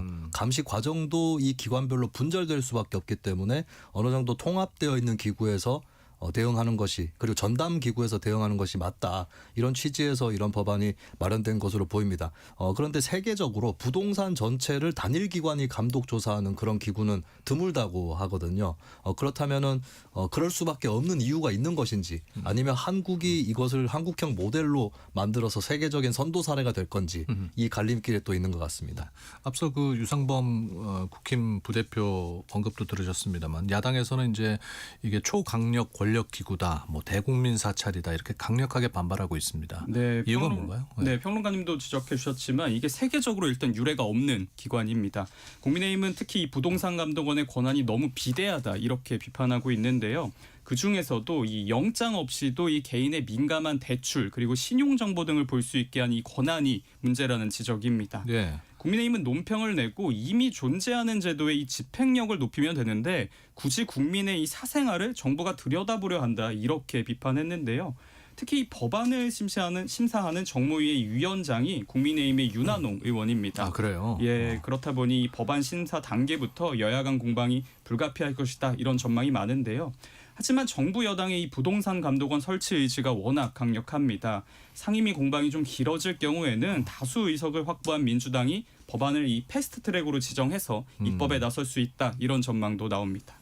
이 부동산 감독원 관련해서 가장 큰 쟁점은 영장 없이 정보 조회라고 하는 이 부분이 될 것 같거든요. 금융감독원하고 비교를 해보면 금감원은 영장 없이 개인의 금융거래 내역을 직접 조회하는 권한은 없습니다. 어떤 금융회사에 대해서 조사를 하는 과정에서 그 자료를 제출을 받아가지고 파악을 할 수는 있겠지만 개인을 이렇게 겨냥해서 조회는 할 수가 없는데 그에 치고는 부동산 감독원이 권한이 너무 크다. 이 부분이 쟁점으로 부각이 돼 있는 것이고 그러니까 경찰이나 검찰의 경우는 영장을 발부를 받는 과정에서 사법부의 영장 통제를 받거든요. 근데 이런 경우는 그것이 또 부동산 감독원에서는 생략되는 그런 측면이 있기 때문에 이 부분에 대해서 또 이 법안을 만드는 여당에서 어떻게 설명을 하느냐 이것이 또 중대한 관건입니다. 네. 최근에 이제 지역 행정 통합이 급물살을 타고 있습니다. 국회가 이제 특별법 심사에 본격 착수했죠. 네, 또 정부와 여당은 이달 중에 통과를 목표로 하겠다. 그 입법 속도를 내고 있는데 지금 어떻게 진행되고 있는지 좀 살펴볼까요? 네, 이른바 5극 3특 이렇게 불리죠. 이재명 대통령 취임 전부터 각 지방단체의 이 대통합 그리고 이 지방주도 성장 거듭 강조해 왔습니다. 정부는 앞서 이 행정통합에 나서는 지자체에 4년간 20조 원을 지원하는 이 통합 인센티브를 제시하기도 했는데요. 여권도 이에 맞춰서 입법의 속도를 내고 있습니다. 그제 이 공청회에 이어서 어제부터는 이 국회 행안위에서 본격적인 이 행정통합특별법 법안 심사가 진행되고 있는데요. 예. 민주당과 국민의힘이 각각 발의한 이 대전 충남 행정통합 이 특별 법안을 포함해서 광주 전남 그리고 대구 경북 통합 법안 등 총 9개 법안이 심사 대상입니다. 핵심 쟁점은 이 중앙정부의 권한을 지방정부에 얼만큼 그리고 어떻게 그리고 어느 규모로 이양할 것이냐 이 부분입니다. 현재 각 지자체는 이 안보 같은 민감한 분야가 아니라면 대부분의 이 중앙정부 권한을 지방정부에 좀 넘겨달라 이렇게 요구하고 있는데요. 다만 견제장치 없이 이 권한 이양만 좀 과도하게 이뤄지면 이른바 이 제왕적인 단체장이 나올 수 있다 이런 지적도 만만치 않습니다. 일단 행안위는 이 소위를 통해서 이런 쟁점들 모두 테이블에 올려놓은 뒤에 오늘까지 이틀간 심사와 논의 이어갈 계획인데요. 이후 내일 예정된 전체 회의에 이 행정통합특별법 올릴 계획입니다. 당장에 불거져 있는 게 행정통합의 수준을 넘어서서 단체장들에게 중앙정부 권한까지 어느 정도 이양을 할 거냐 이 문제가 대두돼 있거든요. 여기에 대해서는 또 일부 시민단체에서는 소통력 만들기다 이렇게 또 비판을 하고 있습니다. 그래서 뭐 그걸 떠나서 단체장의 권한이 커지면 그에 대한 견제도 강화되는 것이 맞다. 이 부분에 대해서는 많이들 동감을 하실 수 있을 것 같고요. 네. 한국의 경우는 지방자치단체가 단체장하고 의회의 구도가 강단체장 약의회라고 행정학계에서 흔히 분류를 하거든요. 80대 20이란 말까지 나올 정도로 단체장 힘이 강한데 네. 그러면 지방의회는 어떻게 강화할 것이냐. 이 부분에 대한 답이 또 추가로 필요하고 또 일부 지역의 경우는 지방의회도 특정 정당이 거의 독점하다시피 하고 있거든요. 이런 지방의회도 어떻게 더 다양하게 구성할 거냐. 이런 논의들이 같이 따라와 줘야 될 것으로 보입니다. 네. 그러니까 관건은 이제 지역별로 제각각인 특례 조항을 어떻게 조정하느냐, 또 통합 논의에서 소외되는 지역에 대한 우려를 어떻게 해소하느냐일 듯한데요. 지금 김진태 강원도지사가 국회 앞에서 삭발까지 하고 농성 중입니다. 전화 연결해서 좀 얘기를 들어보도록 하겠습니다. 지사님 안녕하십니까? 네, 안녕하십니까? 네. 뭐 안녕하시냐는 인사가 좀 부적절할 것 같은데요. 그러네요. 지금 밖에서 농성 중이신 거죠? 네, 국회 네. 앞에 천막을 치고 농성 중입니다. 춥지 않으세요? 삭발까지 하셨는데. 네. 글쎄 춥네요. 이 머리를 깎아 놓으니까 그런 것 같습니다. 네, 아니 이 한겨울에 삭발을 하신 이유가 있으실 거 아니에요? 뭐 어떤 이유에서 지금 농성과 또 삭발을 하신 겁니까? 네. 바로 이런 겁니다. 제가 이렇게 하지 않았으면 지금 KBS에서 저를 이렇게 출연을 시켜줬겠습니까? 네. 그동안 한 2년 동안 국회 문지방에 드나들듯 돌아다니면서 예. 이걸 얘기를 해도 아무런 반응이 없어요. 우리 이 강원특별법 개정안 이런 것을 발의해 놓은 지가 2년이 돼가는데도 아무런 소식이 없다가 이제 도저히 안 되겠다 해서 우리 도민분들 한 3,000명이 와서 걸기대회하고 도지사가 삭발까지 하니까 이제 뭐가 문제냐 이제 이렇게 분위기가 바뀐 겁니다. 이제 관심이 모아지고 그래서, 있다는 말씀인 거죠? 네, 우리 지금 5극 3특이 있는데 네. 5극 뭐 통합하고 하는 거 좋다 이겁니다. 근데 미리 다 발족해 놓은 특별자치도들 여기도 좀 관심 가지고 우리도 좀 살 수 있게 해달라 네. 이겁니다. 그러니까 상대적으로 특별자치도는 지정이 됐는데 소외를 받고 있다는 얘기가 들리는데요. 네. 그러니까 강원특별법 3차 개정안이라는 게 어떤 겁니까? 예, 이제 특별자치도가 돼서 뭐 거기에 맞춘 좀 규제를 좀 해소하고 권한을 조금씩 이양해주는 그런 내용으로 2년 전에 우리가 법안 발의를 했는데 네. 한 번도 회의를 안 열었어요. 이게 좀 너무한 거 아닙니까? 강원도뿐만이면 제가 말도 안 합니다. 특별자치도 대한민국에 있는 전부 네. 전북법, 제주법, 세종시법까지 4개 특별자치 시도법은 아예 들여다보지도 않고 이번에 갑자기 왜 광역시도 통합이라고 해서요. 지금 발의된 지 지금 일주일 됐는데 예. 벌써 회의해가지고 지금 통과시키겠다는 거 아닙니까? 네. 그럼 5극만 대한민국이고 3특은 그럼 대한민국 아니냐 이런 거죠. 그러니까 그 개정안 심사가 뭐 꽤 오래 밀렸다면서요? 이게 밀렸다기보다 지금 우리가 이제 개정안들을 각각 특별자치 시도에서 내놨는데 아예 회의를 열어주질 않습니다. 그 이유가 뭡니까? 저도 그게 궁금합니다. 한 번도 거기에 대해서 이유를 말해본 적도 없고 예. 무슨 논란이 있는 것도 아니에요. 다 정부하고 협의를 해서 이 정도는 뭐 권한을 이용해도 좋다. 이런 거는 특례를 만들어도 좋다. 다 협의가 돼 있는 거거든요. 네. 그러니까 이거는 좀 무슨 정치적인 이런 효과가 떨어진다고 보는 거 아닐까요? 그러니까 이렇게 선거를 앞두고 좀 뭐 관심을 끌만한 통합하는 거 이런 거에만 아주 올인을 하고 특별자치도 뭐 알아서 하겠지 뭐 그냥 관심도 없이 이렇게 방치해 놓는 것 같습니다. 그러니까 이제 두고 볼 수만은 없어서 삭발하시고 농성 중이시다는 거잖아요. 맞습니다. 네. 근데 그렇게 하니까 정말 그 국회 앞에 와서 이 강원도민들이 강원도에 3,000명이나 온다는 게 쉽습니까? 네. 또 도지사가 또 오죽하면 삭발까지 했겠습니까? 이렇게 되니까 그래? 그럼 뭐 이것도 좀 해줄까? 분위기가 뭐 조금 바뀌고 있는 것 같기는 한데 이것도 좀 두고 봐야 됩니다. 아직도 모릅니다. 네. 그러면은 지금 이재명 정부가 추진하고 있는 이 광역 그 행정 통합 여기에 대해서는 어떻게 생각하세요? 네. 저희도 반대한다는 건 아닙니다. 예. 다 뭐 더 사정이 있겠죠. 그런데 말입니다. 그 통합을 하는 데는 20조 원을 준다고 하잖아요. 1년에 5조 원씩 준다는 거거든요. 우리 강원도도 열심히 그 돌아다녀가지고 금년에 국비 10조 원을 확보했습니다. 네. 근데 대전하고 충남이 통합하면 해마다 5조 원씩 4년 동안 20조 원을 준다는 거거든요. 거기가 기확보한 국비가 17조 원이라고 들었는데 5조 원을 보너스로 주면은 22조가 되는 겁니다. 거기는 그냥 22조. 우리는 죽어라 고생해도 10조. 네. 이거 너무 불공평하죠. 그리고 그 재원이 어디서 하늘에서 떨어지는 게 아닙니다. 다 그 보통 교부세라는 재원 그 60조 가지고 있는데 그 안에서 나눠주는 건데 이렇게 막 선심 쓰듯 이렇게 하면 다른 시도에 엄청난 피해가 가게 되는 겁니다.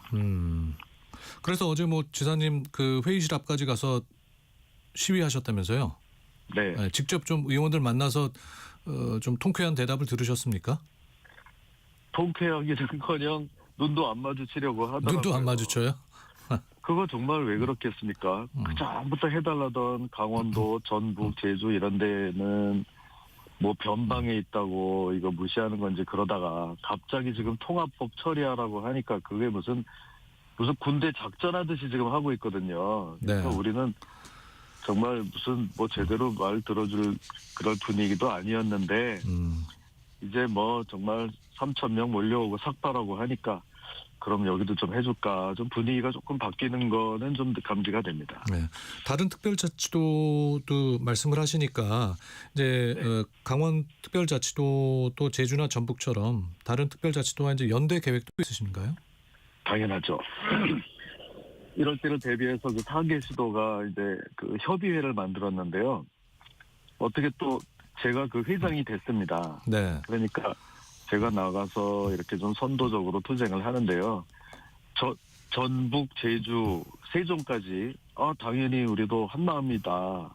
열심히 해달라 이렇게 합니다. 그러면서 좀 같이 나와서 사람들도 많이 보내주면 좋겠는데 뭐 그것까지는 아니고 강원도가 그런 걸 잘한다고 해서 제가 또 이 천막농성에는 좀 노하우가 있거든요.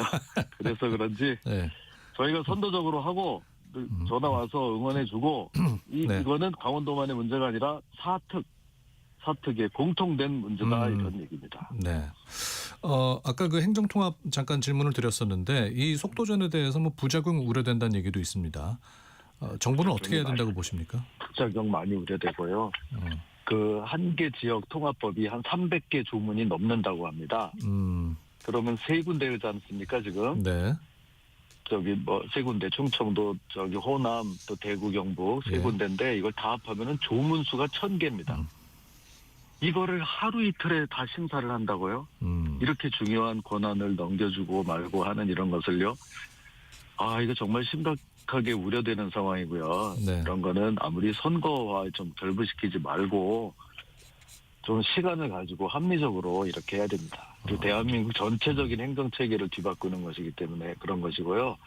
아니 언제는 충청도 있는 거를 충남 대전을 또 갈라놨다가 또 무슨 바람이 불면 갑자기 또 합친다고 하고 돈을 막 5조씩 퍼진다고 하고 그럼 거기에 해당되지 않은 통합할 데 없는 강원도나 뭐 충청북도 이런 데는 그냥 손가락만 빨고 있어라.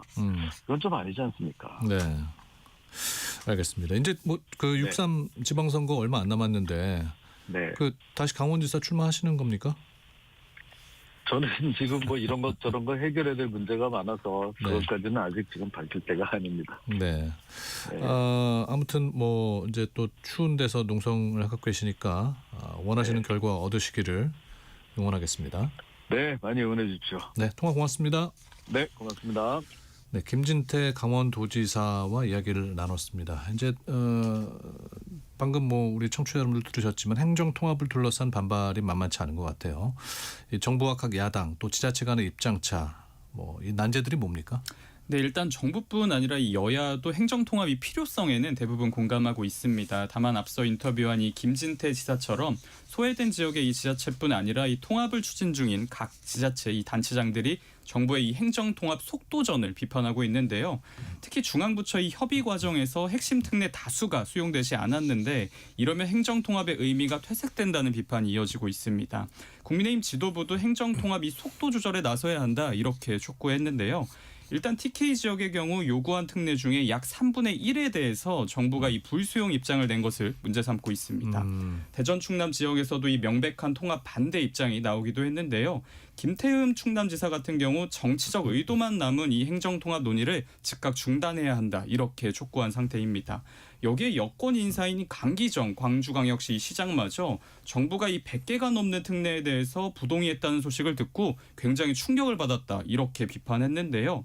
또 법안을 심사하는 이 민주당의 신정훈 행안위원장도 행정통합은 이 국가 운영 체계와 지방 분권의 수준을 다시 설계하는 일인데 정부의 태도는 이 두 개를 그냥 하나로 합치겠다는 수준에 머물러 있다 이렇게 지적했습니다. 일단 정부는 선통합 후 논의라는 이 기조를 내세운 상태인데요. 정부와 여야뿐 아니라 이 각 지역별 이해관계가 좀 복잡하게 맞물려 있다 보니까 향후 이 행정통합 과정에서 좀 적지 않은 진통이 예상됩니다. 그러니까 이렇게 진통이 예상되는 때도 참 급박하게 돌아가네요, 상황은. 네, 일단 행정통합이 현재 일부 지역의 문제가 아니라 전국적으로 진행되고 있는 사안이 됐거든요. 거기에 비해서는 국가적 차원에서의 논의 그리고 각 지역의 문제뿐만 아니라 중앙정부와 지방자치단체의 관계 이런 것들까지는 좀 덜 논의되지 않았나 이 지적을 할 수밖에 없을 것 같습니다. 그리고 지역 내의 이슈로 따지면은 아무래도 이런 행정 통합을 할 때에 농어촌이나 소도시 쪽에서 소외감들을 느끼거든요. 통합을 하고 나서 재원을 있는 쪽에다가 더 배분하는 거 아니냐 이런 위기의식을 갖고 있고 또 광역시하고 도가 통합하는 경우에 광역시로부터 멀리 떨어져 있는 지자체일수록 반대하는 경향이 더 강합니다. 이런 지자체들은 지역들은 예전에도 시군 통합 때도 반대를 했던 경향이 강한데 이런 지역 내의 반발 여론은 또 어떻게 할 거냐 이것도 가장 큰 숙제 중에 하나입니다. 네. 오늘 정치브리핑 여의도 현미경 박성희 시사저널 기자 김수민 시사평론가와 함께했습니다. 고맙습니다. 감사합니다. 넘치는 정보 속 필승 전략. 당신의 갓생을 위한 일타쌍피 요약본 KBS 1라디오 세상의 모든 정보 윤인구입니다.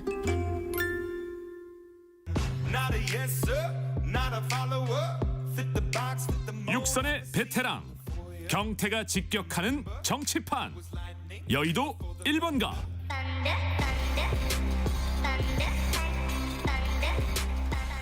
네, 바람잘 날 없는 정치판 제대로 가르마를 타기 위한 시간입니다. 여의도 정치판의 흐름을 가장 오래 또 가장 가까이서 지켜본 분이죠. 진격의 육선 조경태 국민의힘 나오셨습니다. 어서 오십시오, 의원님. 네, 안녕하십니까. 반갑습니다. 그래도 지난번에 뵙고 또 이제 두 번 뵈니까 편한 것 같습니다. 저도. 네. 앞으로 이제 격주 모시고 또 바람잘 날 없는 여의도 정치판 이제 가르마를 타주십사 부탁을 드리려고 하거든요. 나와주셔서 감사드리고요. 3월 달에 미국 가세요? 네, 미국에 제가 한미 원내매 공동 회장이거든요. 네네. 단장 자격으로 중순쯤에 갔다 오겠습니다. 네. 단장은 그럼 이제 대표 역할을 하고 가시는 건데. 여야 6분이 같이 합니다. 네. 지금 그 한미 간의 관세 문제가 굉장히 심각한 또 화두잖아요. 네. 그 일로 가시는 겁니까? 네, 사실은 이제 왜 트럼프 대통령이 15%에서 25%로 갑자기 이렇게 올렸는지에 대한 그 어떤 내밀한 부분을 좀 아직까지 잘 우리 정부가 제대로 인식하고 있는지 그 부분하고요. 또한 과연 미국에서 원하는 부분이 진정으로 원하는 게 뭔지 하는 부분까지도 좀 저희들이 이번에 미국 가서 미국 상하원 의원들하고 또 미국에 관련된 그 정부 관계자 만나고 올 예정입니다. 그 일정은 다 조율이 되신 겁니까? 지금 누구 만나고 그러는 거? 네, 현재로서는 이제 상하원 의원들은 이제 대충 정해지고 있고요.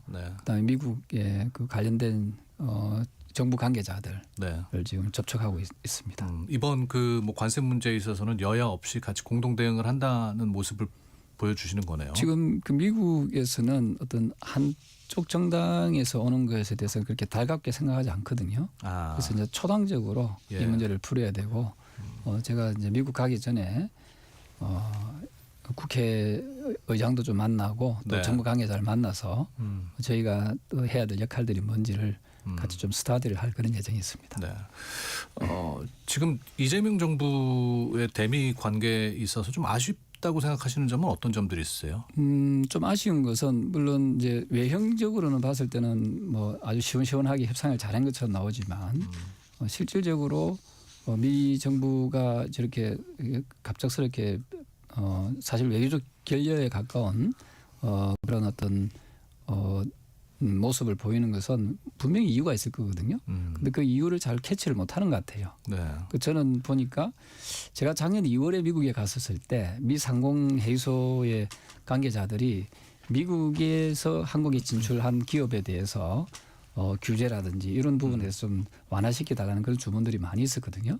그래서 최근에 정보통신망법을 통과를 시키지 않았습니까? 국회에서. 네. 그게 보면은 플랫폼과 관련된 규제 조항도 좀 들어가 있는 걸로 알고 있거든요. 그렇다면은 미국 입장에서는 미국이 한국에 올 때는 기업들이 올 때는 너무 규제가 까다롭고 좀 상당히 좀 불이익을 당하고 있지 않느냐 하는 그런 우려들을 좀 많이들 당시에도 했거든요. 네. 그래서 이런 부분에 대해서 조금 더 내밀하게 좀 살펴봤어야 된다 하는 생각을 합니다. 네. 아무쪼록 이제 3월에 계획하고 계신 그 방미단 또 단장을 맡으셨으니까 성과가 있기를 바라고요. 네. 국민의힘 상황을 좀 살펴보도록 네, 하겠습니다. 배현진 의원은 어떻게 되는 겁니까? 징계 받는 겁니까? 근데 지금 결과는 나와봐야 되겠지만 네. 뭐 받을 확률도 좀 없지 않아 있어 보이고요. 저는 사실은 상식을 가진 그 대한민국 국민이라면 과연 이런 지금의 당 지도부가 하는 모습에 대해서 과연 몇 %가 동의하는지 상당히 우려스러운 부분이 많이 있습니다. 네. 어쨌건 뭐 한동훈 전 대표나 김종혁 전 최고위원 사례를 볼 때 네. 계속 이 친한계에 대한 뭐 제거 작업이 이루어지고 있는 것이 아닌가라는 그냥 추측은 할 수 있을 것 같은데요. 네. 제가 어제 오늘 연이어서 우리 당의 그 시도지사 강력 시도지사 분들을 만났습니다. 네. 그 일부 강력 단체장은 하는 말씀이 지금처럼 우리 당이 이 분열적인 모습을 보이면 안 그래도 지금 대단히 어려운 선거인데 지방선거가 상당히 좀 힘들어지지 않겠냐 하는 그런 말씀들을 주셨거든요. 이제 당사자들이기 때문에 어떤 노골적으로 불만을 토로하지는 못하지만 상당히 지금 당 지도부가 뺄셈 정치를 하고 있다는 데 대해서 우려를 많이 표명을 하고 있습니다. 예. 이 와중에 배현진 의원이 위원장이죠. 서울시당 윤리위원회는 그 보수 유튜버 고성국 씨에게 탈당 권유 징계를 결정했어요. 네. 네, 밤새. 예. 이 사안은 어떻게 보십니까? 사실은 그 상식을 가진 국민들이라면은 앞서 말씀드렸던 대로 그 전두환 그분에 대해서 사진을 걸어 놓자는 거 윤석열 지금 내란 수개로 지금 재판 중에 있지 않습니까? 예. 당사에 사진을 걸자는 것이 몇 %가 동의하겠습니까? 전두환 그 씨는 돌아가시고 나서도 지금 땅 한 뼘도 국민들이 허용하지 않고 있지 않습니까? 그만큼 그 국민적 그 분노가 많이 있는 분을 굳이 이 보수 일부 유튜브가 그런 표현을 했다는 것은 저는 이것이야말로 시당 차원에서 징계가 아니라 중앙당 차원에서 과감하게 저는 출당 조치를 시키는 것이 그것이 저는 국민의 눈높이에 맞는 그런 모습인데 네. 우리 당은 거꾸로 하고 있다 이런 생각을 합니다. 네. 지금 배현진 의원은 오늘 윤리위 출석해서 이제 1시간 동안 소명을 했고 이 고성국 씨는 이제 오늘 오전에 본인 유튜브에서 이의 신청하겠다고 언급을 했는데 그러면은 이 고성국 씨에 대한 그 뭐 결정은 이게 서울시당에서만 결정되는 건 아니죠? 그렇습니다. 중앙당에서 최종 결정권을 가지고 있습니다. 네. 중앙당에서 결정하는 거라면은 서울시당에서 결정하는 거랑 또 반대되는 결과가 나올 수도 있겠네요. 그럴 가능성이 매우 높다라고 보고 있고요. 그래서 네. 제가 방금 말씀드렸던 대로 이 잘못된 역사관을 가지고 있거나 또 국민들로부터 공분을 사고 있는 인물인 전두환 씨의 사진을 당사에 걸어놓자라고 하는 그런 말도 안 되는 그런 분을 중앙당에서 구제한다면은 저는 그 후폭풍이 만만치 않을 것이다 이렇게 봅니다. 네. 아니 요즘 뭐 저 국민의힘이 어떻게 움직일 거라는 걸 예상하기 위해서는 고성국 씨 유튜브를 보면 된다는 말까지 돌 정도로 네. 네, 그거는 뭐 저 보수 진영에서 오랫동안 정치를 해오신 조경태 의원이 듣기에도 거북하실 것 같은데요. 그런 얘기는? 네, 저는 뭐 지금 우리 당이 이제 6.3 지방선거가 코앞에 있지 않습니까? 예. 그런데 우리 당은 승리로 나아가는 게 아니라 좀 낭떠러지로 나아가고 있지 않느냐 하는 생각을 하고요. 네. 저는 아직도 그 당 지도부 또는 그 일부 그 윤석열 전 대통령 위헌적이고 불법적인 비상계엄을 한 윤석열 대통령에 대해서 그 인연의 끈을 놓지 못하는 그 세력들이 저는 당을 망치고 있다 이렇게 보고 있습니다. 네. 뭐 말씀하신 대로 6.3 지방선거의 시간은 째깍째깍 앞으로 다가오고 있는데 네. 어떻게 전망하십니까? 방금 말씀드렸던 대로 지금처럼의 그런 스탠스를 가지고는 상당히 어려워질 수밖에 없다고 생각을 하고요. 네, 그거는 국힘 내부에서도 많은 다수가 동의하시는. 제가 그 말씀드렸던 대로 지금 선수로 뛰고 있는 네. 당사자들조차도 상당히 어려워. 후보자들이 제일 민심을 잘 알거든요. 그렇겠죠. 예, 그래서 그분들이 상당히 어려워하고 있고 2월 19일이 그 내란 수계 1심 재판 네네. 기일입니다. 그때 이후로 우리 당이 크게 바뀌지 않으면은 저는 지방선거에 대한 희망이 상당히 좀 꺾일 수밖에 없다. 네. 그런 생각을 합니다. 오세훈 서울시장이 어제 신년 기자간담회 열었죠. 네, 네. 거기서 이제 장동혁 지도부를 강력히 공개적으로 비판을 했는데 장 대표, 장 지도부의 과욕이 빚은 지지율 하락을 우리는 지금 목격하고 있다라고 했습니다. 어떻게 생각하십니까? 네, 저는 충분히 오 시장의 그런 표현은 저는 이해되는 부분이다 봅니다. 그래서 사실은 당 대표라는 자리는 어쨌든 우리 정권을 다시 되찾아오게 하기 위한 하나의 그런 마중물 역할 또는 그런 어떤 심부름의 역할을 할 수 있는 조율자가 돼야 되는데 지금의 당 대표는 조율자의 역할이 아니라 권력자의 역할을 하는 모습으로 보이지 않습니까? 자기 말을 안 들으면 다 제명시키고 자르겠다는 식의 어떤 그런 인상을 준다면은 과연 국민의힘이 민주당이 아무리 잘못한다 하더라도 그 반사이익을 가져올 수 있을지 저는 의문스럽고 우리 국민들은 되게 현명하지 않습니까? 네. 그래서 저는 국민의힘이 진정성 있는 정치를 지금 하지 못하고 있는 부분에 대해서 국민들은 아마 이대로 간다면 6.3 지방선거에서 상당히 그 표로서 심판을 할 수밖에 없지 않을까 생각을 합니다. 네. 그 오세훈 시장도 어쨌건 뭐 지선을 앞두고 있는 그 당사자 중에 한 명일 거 아닙니까? 네. 그런 어제 오세훈 시장의 말들이 지금 국힘 내부의 중요한 또 그 여론이라고 봐도 맞습니까? 그렇습니다. 저는 아마 친윤으로 분류되었던 그런 그 국힘 내의 그 의원들도 있지 않겠습니까? 예. 그분들 중에서도 저는 오세훈 시장의 어떤 발언에 대해서 동의하는 분들이 좀 많이 있을 거라 보거든요. 그렇다면은 그냥 속으로만 삼키지 말고 좀 의원총회라든지 또 직접 만나서든지 여기서 어떠한 행동을 통해서라도 잘못 가고 있는 방향에 대해서는 저는 자기들의 목소리를 내주는 것이 좋겠다.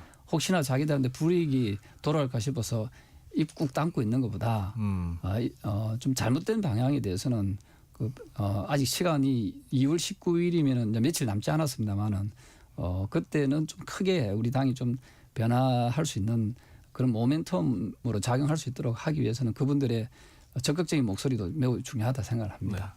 네. 저는 자꾸 이렇게 국힘 안에서 서로 다른 얘기들이 이해가 잘 안 가는데 그 박민영 국민의힘 대변인이 이런 얘기를 했어요. 오세훈 시장 남탓 제발 그만해야 한다. 집토끼마저 다 놓친다. 이런 얘기를 했는데. 저는 그분은 내가 누군지 잘 모르는 분이지만은 대변인이 여러 명 있기 때문에. 예. 근데 명색이 그래도 4번이나 강력시장을 한 대선배지 않습니까? 대선배 정치인을 그렇게 표현하는 것은 본인보다는 그 오세훈 시장이 더 정치력이 더 경험이 많은 경험이 더 사람인데. 풍부하지 않겠습니까? 그 예. 본인이 또 선수로 뛰고 있으면은 그 민심은 훨씬 더 많이 느끼고 있을 거라고 보고 있고요. 저는 두 분 중에 점수를 주자면은 오세훈 시장의 목소리가 훨씬 더 현실감이 있다. 그런 생각을 합니다. 네. 그런데 최근에 이제 국힘 지도부의 그 모습도 살짝 좀 바뀌고 있는 것 같아요. 윤어게인 절연이 다시 화두가 되고 있는데 네. 조금 수그러든 발언들을 하고 있는 것 같습니다. 아닙니다. 그게 아니에요? 또 네 뭐 그 안에서도 서로 뭐 짜붙이는 고스톱처럼 또 그렇지 않다라는 사람도 있고 겉내와 속내가 다르다. 네, 어떤 사람들은 이게 그러니까 국민들을 자꾸만 기만하는 행위거든요. 진정성 없는 그런 절연의 모습은 국민들이 안 속습니다. 예. 그리고 그런 모습들이 이중적인 모습들. 그러면 윤석열과의 절연을 한다면서 왜 자기 말을 안 듣는다는 이유로 한동훈 전 대표를 제명하거나 또 뭐 김종혁 전 최고위원입니까? 제명하거나 그건 모순된 거잖아요. 그분들은 그 비상계엄, 불법 비상계엄에 대해서 단호하게 반대했던 분들인데 그분들을 내치면서 윤석열과의 절연을 한다는 것은 그건 이율배반적인 행위고 국민들을 기만하는 행위죠. 일단 뭐 당장 불편한 건 치워버렸으니 이제 그 이후에 약간 좀 그 변화된 모습을 보이고 뭐 이런 건 아닐까요? 정치는 그 이 감정으로 하는 게 아니거든요. 내하고 마음에 안 들더라도 이게 우리 당이란 게 사당이 아니지 않습니까? 개인적인 뭐 어떤 친목 단체도 아니고요. 네. 공당이거든요. 공당의 의미는 뭐냐면은 국민들의 어떤 마음을 사야 되는 그런 의무가 있습니다. 사당이야 뭐 개인적으로 자기끼리 모여서 그냥 사과모를 가지고 접근해도 되지만은 이 공당은 사감을 가지고 접근해야 할 문제는 아니다는 거죠. 그러면은 과연 우리가 뺄셈의 정치를 했을 때 우리 지방선거 또는 각종 선거에서 승리할 수 있겠느냐? 제 경험으로 봤을 때는 제가 오래 했던 그 경험이지 않습니까? 예. 뺄셈의 정치를 해서 절대로 결코 성공한 사례는 없다. 예. 그러면은 뭐 최근에 일련의 그 당 지도부의 발언들이 노선 변화는 없다, 입장 변화는 없다는 생각이십니까? 저는 그 현재까지의 모습만 보면은 저는 이 노선의 변화는 지금 거의 한 뼘도 없다는 거고요. 그 만약에 노선의 변화가 있다면은 오세훈 시장의 그 목소리에 충분히 귀를 기울이고 제가 만약에 당 대표라고 하면요, 당장에 오세훈 시장을 만납니다. 그다음에 그 유정복 그 인천시장도 만나고 그리고 지금 삭발하고 있는 김진태 도지사도 만나서 과연 우리가 지도부가 우리 당이 무엇을 도와줘야 될지를 정말 같이 고민을 해야죠. 김진태 지사는 지금 당 대표부에도 불만이 있는 겁니까? 뭐 우리 당 전체에 대해서도 아마 좀 움직임이 너무 없다. 움직임이 너무 없는 게 대한 불만도 있지 않겠나 생각을 하고 있고요. 그리고 현재로서 우리 당이 지금 분열되어 있는 모습 여기 대해서도 우려를 많이 표명하고 있는 걸로 그렇게 알고 있습니다. 네. 지난 주말에 그 한 전 대표 토크 콘서트가 있었어요. 네, 뭐 15,000명이나 모여서 일단 흥행에는 성공한 것 같은데 여기에 대해서는 어떻게 평가하십니까? 네, 저는 그 토크 콘서트 이번 토크 콘서트는 상당히 독특한 그런 그동안의 정치인들이 하는 토크 콘서트와 좀 다른 색다른 시도라고 보고 있고요. 네. 그래서 어떤 좋아하는 정치인에 대해서 그 지지를 표명하기 위해서 그렇게 적극적으로 참여하는 모습들에서 보면은 한동훈 전 대표 입장에서는 개인적인 입장에서 봐서는 그것이 정치적 성장의 그 미끄럼으로 만들어 나갈 수 있는 그런 모양새지 않을까 이런 생각을 합니다. 네. 최근에 한 전 대표 만나신 적 있으세요? 한 몇 주 전에 통화만 한번 했습니다. 네. 네. 뭘 하고 싶답니까? 글쎄요. 제가 아마도 지금 제도권 밖에 있으니까 가장 본인이 답답해하고 그 한계를 많이 느끼고 있지 않을까 생각을 하고요. 저는 그 본인이 가지고 있는 기본적인 그 지지세를 바탕으로 해서 저는 단체장보다는 만약에 노린다면은 국회의원 보궐선거에 보궐선거에. 아마 그 관심을 가지고 네. 제도권 안으로 들어오려고 하는 진입하려고 하는 그런 어떤 모습에 대해서 좀 심각한 고민을 하지 않을까 생각을 합니다. 혹시 저 다선 의원으로서 몇 주 전에 통화하실 때 그런 좀 조언을 해주셨습니까? 정치적인 아직까지는 좀 시간적으로 좀 여유가 있어서 본인이 뭐 거의 제명되는 그 시점에는 뭐 사실 그 부분은 좀 와닿지 않죠. 네. 이미 이제 제명 이후에 시간이 좀 흐르고 나서 아마 좀 그런 부분에 대한 고민을 앞으로 좀 깊이 할 것 같고요. 아마 지금 제 방송을 듣고 있다면 아마 제 이야기도 좀 참고가 되지 않을까 생각을 합니다. 보통 뭐라고 호칭을 하세요? 동훈아? 안전 대표? 예, 뭐 제보다 나이는 좀 어리지만 그래도 또 명색이 당 대표를 하신 분이니까 저는 예의를 갖춰서 또 안 대표 존중합니다. 예. 그러니까 많은 분들이 궁금해하거든요. 과연 한 전 대표가 무엇을 할 것인가 향후에 앞으로 그럼 무엇을 할 것인가가 뭐 지자체단체장이냐 아니면은 뭐 보궐선거에 나와서 국회 입성이냐 뭐 주호영 부의장께서 이제 대구시장 나가신다고 하니까 그 지역도 비는 거 아니겠습니까? 네, 일단 후보가 돼야지 빌 수 있는 자리고 그것도 좀 경쟁을 하고 그러네요. 있어요. 네. 경선 과정이 있기 때문에. 뭐 그리고 지방선거에서도 나름대로 본인의 역할을 좀 하고 싶어 할 것 같습니다. 예를 들면은 뭐 친한동계라든지 아니면 그 한을 묵시적으로 지지하는 네. 그런 그 국민의힘 그 지선 후보들이 있다면 그분들을 도와주는 그런 역할들을 할 가능성도 없지 않아 있다는 생각을 합니다. 네, 이제 민주당으로 가보죠. 그 민주당과 조국혁신당의 합당은 일단 중단이 됐네요. 네. 이 합당 논의 과정 어떻게 지켜보셨습니까? 저는 지난번에 다른 그 언론에도 말씀드렸지만 그 사실은 뭐 그 정치적인 그 어떤 합당은 그냥 그 어찌 보면 이루어져 있는 상태가 아니겠느냐 생각을 합니다. 어쨌든 국민들이 보았을 때는 동일당으로 인식을 하고 있거든요. 네. 지난 총선 때 보면은 그 숙주 역할을 그 더불어민주당이 했고요. 네. 그다음에 그 소수당이 그 비례대표를 챙기지 않습니까? 그래서 소위 말해서 그 제도를 빙자한 그 어떤 그 위장 전술이었다 보고 있고요. 저는 지금 당장은 그 지방선거 후보 문제 때문에 뭐 여러 가지 좀 걸리는 문제들이 많이 있습니다만 지방선거가 끝나고 나면은 저는 합당은 결국 시간 문제다 이렇게 보고 있습니다. 네. 뭐 정 대표의 그 리더십에 대한 얘기도 많습니다. 네. 조경태 의원께서는 어떻게 보십니까?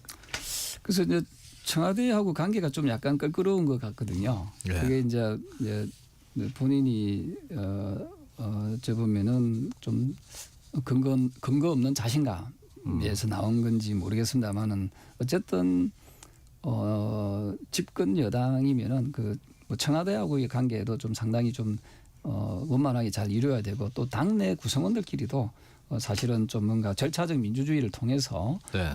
차근차근 좀 밟아 나갈 필요가 있다. 앞서 제가 말씀드렸던 우리 당의 대표 이야기도 했지만은 이거는 어느 정당의 대표들 마찬가지거든요. 네. 정당의 대표가 권력자로 인식되면 안 됩니다. 자기들이 어쨌든 봉사하고 심부름하는 역할이거든요. 거기서 좀 조율자의 역할을 좀 잘 수행해 나간다면 결국은 평가는 국민들이 하지 않겠나 생각을 합니다. 그럼 지금 그 양당 대표 행태는 독인 객인이다. 근데 우리 당이 조금 더 심각하죠. 왜냐하면 최소한 저쪽 더불어민주당은 잘라내지는 않지 않습니까? 예, 본인이 잘못해서 그만두는 경우는 있지만 우리처럼 내 말 안 들어가면 잘린다 해가지고 제명시키는 경우는 아니잖아요. 둘 다 잘못하고는 있는데 네. 우리 당의 그 대표 리더십이 조금 더 문제가 더 심각하다 이렇게 보는 거죠. 네. 조경태 의원님 훈수 두고 좀 양당 대표들이나 한전 대표도 이 방송을 잘 들으셨어야 할 텐데 오늘 시간이 다 돼서 이야기는 여기까지 나누도록 하겠습니다. 고맙습니다. 네, 감사합니다. 네, 지금까지 조경태 국민의힘 의원과 함께했습니다.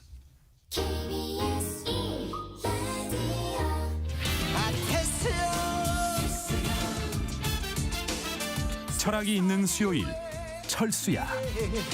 왜 이렇게 힘들어? 아테스요. 네, 일주일의 절반 달려왔습니다. 수요일인데요. 몸도 마음도 조금은 무거우시죠? 네, 이럴 때 우리에게 필요한 건 거창한 정답보다 내 마음을 들여다봐주는 따뜻한 철학 한 문장이 아닐까 싶습니다. 철학이 있는 수요일 철수야 마음 전문가 이현주 교수님 모시고 속 시원한 대화 나눠보겠습니다. 어서 오십시오. 네, 안녕하세요. 네, 오늘 교수님과 나눌 주제는 앞서 저희가 소개해드렸습니다. 네. 자존감. 아, 네. 네. 근데 저는 이야기를 시작하기 전에 한 가지 네. 여쭙고 싶은 게 이게 자존심, 자존감은 뭐가 다른 건가요? 보통은 이제 자존심이 강하다, 너무 강하다라고 한다면 오히려 자존감이 굉장히 높다기보다는 낮을 가능성이 있죠. 그럼 반대로 가는 거예요? 그렇죠. 네. 자존심만 센 사람은 자존감은 낮은 사람일 수도 있다. 어떤 면에서는 우리가 예를 들어서 지하철을 탔어요. 네. 근데 누군가가 자신의 발을 밟아요. 근데 내가 만약에 발이 괜찮다면 그 사람이 죄송합니다 그러면은 네 그냥 뭐, 하고 갈 수 있잖아요. 근데 내가 만약에 발에 굉장히 물집이 잡혀 있어요. 굉장히 상처가 많아요. 그러면 살짝만 밟아도 지금 일부러 한 거 아니냐 하면서 화가 날 수 있잖아요. 그러니까 자존심이라고 하는 것은 나를 좀 방어하려고 하는 기제가 좀 강한 것이다라고 본다면 자존심이 좀 낮은 측면에 오히려 가깝다고 볼 수 있겠죠. 네. 자, 오늘 그래서 이제 자존감에 관한 이야기를 나눌 텐데 자존감은 나 스스로를 사랑하는 힘이다. 이렇게 이해를 하면 되겠습니까? 일단 자존감은 내 주위에 있는 가까운 사람도 잘 모르는 경우가 많고요. 나만 보통 압니다. 근데 보통 또 주위에 있는 사람들이 어우 자존감 세네 뭐 그런 얘기 많이 하잖아요. 근데 이제 그게 진짜 정확하게 보이기가 좀 어려운 게 우리가 다 화장도 하고 또 뭐 머리도 꾸미고 다 자존감이 높아 보이게 하죠. 또 SNS를 해도 뭔가 좀 굉장히 멋진 모습을 많이 보이려고 하고요. 네. 그러니까 상당히 자존감이라고 하는 건 그 어떤 껍데기 밑에 있는 그런 좀 깊이 있다라고 말씀드릴 수 있고 크게 한 세 가지 측면이 있는데 자존감은 내 스스로의 존재가 소중하고 가치가 있고 긍정적인 존재라고 믿는 마음이거든요. 네. 그러니까 내가 뭐 나를 소중하게 생각하지 그럼 내가 소중하게 생각하지 않는다는 건가? 이렇게 생각할 수도 있을 것 같은데 사실 자존감은 독야청청하는 소나무하고 좀 달라요. 오히려 이 자존감은 좀 갈대하고 좀 더 가깝다라고 말씀드릴 수 있을 것 같습니다. 갈대요? 네. 그러면은 우리가 이제 타인과의 관계도 굉장히 중요하다는 거네요. 그렇죠. 제가 예전에 시골에서 자라보면 바람이 불기 전부터 갈대는 눕더라고요. 그런 것처럼 타인의 평가라든지 타인의 인정에 따라서 자존감은 얼마든지 높아질 수도 있고 좀 낮아질 수도 있다 이렇게 말씀드리고 싶고요. 예를 들어서 오늘 제가 라디오에서 어떤 이런 주제를 하고 있는데 어떤 분이 오늘 강의 주제가 너무 전달력이 좋으세요 하면 제가 좀 가면서 이제 뿜뿜 자존감 네, 우리 청취자분들께도 막 감사드리면서 굉장히 자존감이 올라가겠죠. 네, 아유 도대체 강의가 왜 이러냐, 전달력이 왜 이러는 거냐 도대체 왜 이런 사람을 부르냐 이러면 이제 굉장히 자존감이 떨어지겠죠. 그러면 우리 게시판을 좀 볼까요? 어떤 댓글이 왔는지. 네. 8059님께서 저의 자존감을 지켜주는 말은 괜찮아 그럴 수 있어예요. 실수를 자주 하는 편인데 누군가가 그렇게 말해주면은 저도 소중한 사람이구나라고 느끼게 되거든요. 네, 정확하십니다. 이런 거 되게 중요한 거죠. 네, 너무 중요하죠. 그러면 이 자존감이라는 거는 언제 어떻게 형성이 되는 겁니까? 사실 자존감은 정서가 아니에요. 정서는 이제 불안, 분노, 우울 이런 걸 얘기하잖아요. 네. 근데 이 자존감은 정서가 아니라 정신 내적 적응이에요. 정신이라고 한다면 정서와 좀 다르게 약간 얼음 같은 거고요. 내적 안에 있다는 거죠. 적응 오래됐다는 겁니다. 네. 즉 내가 만약에 40살이라면 자존감은 40년 역사를 가지고 있는 거예요. 그러니까 나를 나무라고 본다면 사실 초기에 뿌리가 되게 중요하지 않겠어요? 네. 사실 자존감 역시 초기의 양육 경험이 굉장히 막대한 영향을 미치고요. 그런 점에서 도널드 위니카시라고 하는 정신분석학자는 아기가 거울보다 먼저 보는 것은 엄마의 얼굴이다 이렇게 평가를 했습니다. 그럼 이게 부모의 양육이 굉장히 중요하다는 말씀이네요. 네. 사실은 많은 연구에서 그런 부분이 좀 드러나고요. 인간이 사실 혼자 사는 존재가 아니라 거울의 방에 살고 있죠. 근데 이제 아기 입장에서는 아기가 자기 거울을 볼 수가 없잖아요. 그러니까 자기가 얼마나 괜찮은 존재인지 소중한 존재인지를 알 수가 없어요.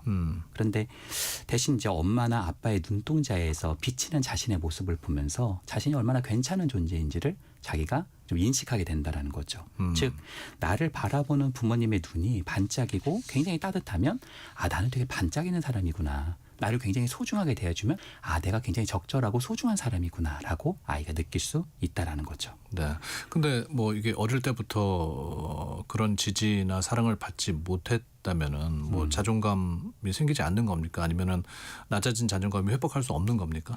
일단 우리가 이제 초기 3년간의 초기 그 환경을 애착이라고 불러요. 그리고 이 애착은 안정 애착과 불안정 애착이 있어요. 이런 애착의 어떤 패턴들의 차이는 자존감하고 또 굉장히 연관됩니다. 다만 그렇다고 해서 자존감이 고정되는 건 아니고요. 여전히 우리는 인간관계의 거울 속에 있고 여전히 재구성된다 이렇게 말씀드리고 싶습니다. 네. 이게 반대로 또 만나면은 금방 또 이렇게 기가 빨리게 되고 자존감을 오히려 잃게 되는 상대방이 있기 마련이잖아요. 네. 그렇죠. 우리가 만약에 거울에 섰는데 굉장히 거울이 왜곡됐다고 생각하면 어떻게 보면 굉장히 좀 우리 스스로를 명징하게 바라볼 수 없잖아요. 예를 들어서 막 거울이 볼록 렌즈다, 오목 렌즈다. 내 자체가 굉장히 왜곡될 수 있잖아요. 네. 그러니까 요즘에 뭐 많은 분들이 이제 자존감에 왜곡을 시키는 사람들이 있다. 자존감 소위 도둑이라고 부르죠. 뭐 대표적으로 자기 자랑만 계속하는 사람. 거기다가 나에게는 전혀 무반응한 사람. 네. 심지어 나를 완전히 무시하고 자기 자랑만 잔뜩 하는 사람. 이런 사람들은 어떻게 보면 나를 비춰주기보다는 너는 나만 비춰라. 약간 이렇게 가는 그런 사람일 수도 있겠죠. 네. 그런 사람도 많은데. 아니 그러면 당장 이제 혼자서 해볼 수 있는 자존감 높이기 방법 좀 정리 좀 해주세요. 일단은 좋은 인간관계, 자존감을 조금 지지해 줄 수 있는 상호적인 인간관계를 구축하는 그런 방법들이 분명히 존재합니다. 근데 첫 번째 자세는 먼저 사실은 내가 나 스스로를 소중하고 긍정적으로 또 어떻게 보면 가치 있게 대하는 것이 참 중요하다고 생각해요. 그래서 저는 처음으로 말씀드리고 싶은 건 자기 긍정적 학원이에요. 하루에 1분이라도 거울을 보고 야, 너 정도면 괜찮아. 야, 너 괜찮은 사람이야. 야, 강의 전달력이 뭐 조금 오늘 조금 헷갈렸을 수도 있지. 근데 너 원래 잘해. 약간 나한테 이렇게 말을 해주는 연습들. 내가 나에게 먼저 말하는 그런 연습이 우리 사회가 굉장히 밝기 때문에 그런 것이 아니라 굉장히 어둡기 때문에 나를 먼저 긍정하고 소중히 대하는 것. 그것이 가장 첫 번째 걸음이라고 생각합니다. 또요? 두 번째는 사실 우리가 이런 얘기를 해요. 자기를 좀 지지해 주는 사람을 만나자라고 한다면 어떤 분들은 그렇게 말씀하세요. 그럼 너무 오만해지는 거 아니냐. 아니요. 저는 그렇게 생각하지 않아요. 우리가 이미 굉장히 좀 부정적인 이야기, 비난하는 사람들, 또 나를 굉장히 자존감을 떨어뜨리는 사람들이 훨씬 더 압도적으로 많단 말이에요. 그러니까 일부러라도 나를 좀 지지해주고 심지어 내가 완전히 발견되지 않은 나의 가능성까지도 주목해 줄 수 있는 사람들이 있습니다. 알겠습니다. 저는 그런 사람을 귀인이라고 부르고요. 꼭 그런 사람이 한두 명은 있기를 바랍니다. 네. 오늘 철학이 있는 수요일 철수야 이현주 교수님과 이야기 나눠봤는데요. 그런 의미에서 오늘 끝곡으로 신효범 씨의 난 널 사랑해 띄워드리면 자존감 높아지지 않을까 싶습니다. 오늘 말씀 고맙습니다. 네, 감사합니다. 네. 자, 세상의 모든 정보 윤인구입니다. 오늘 순서 마무리하겠습니다. 여러분의 내일을 기대합니다. 윤인구였습니다. 고맙습니다.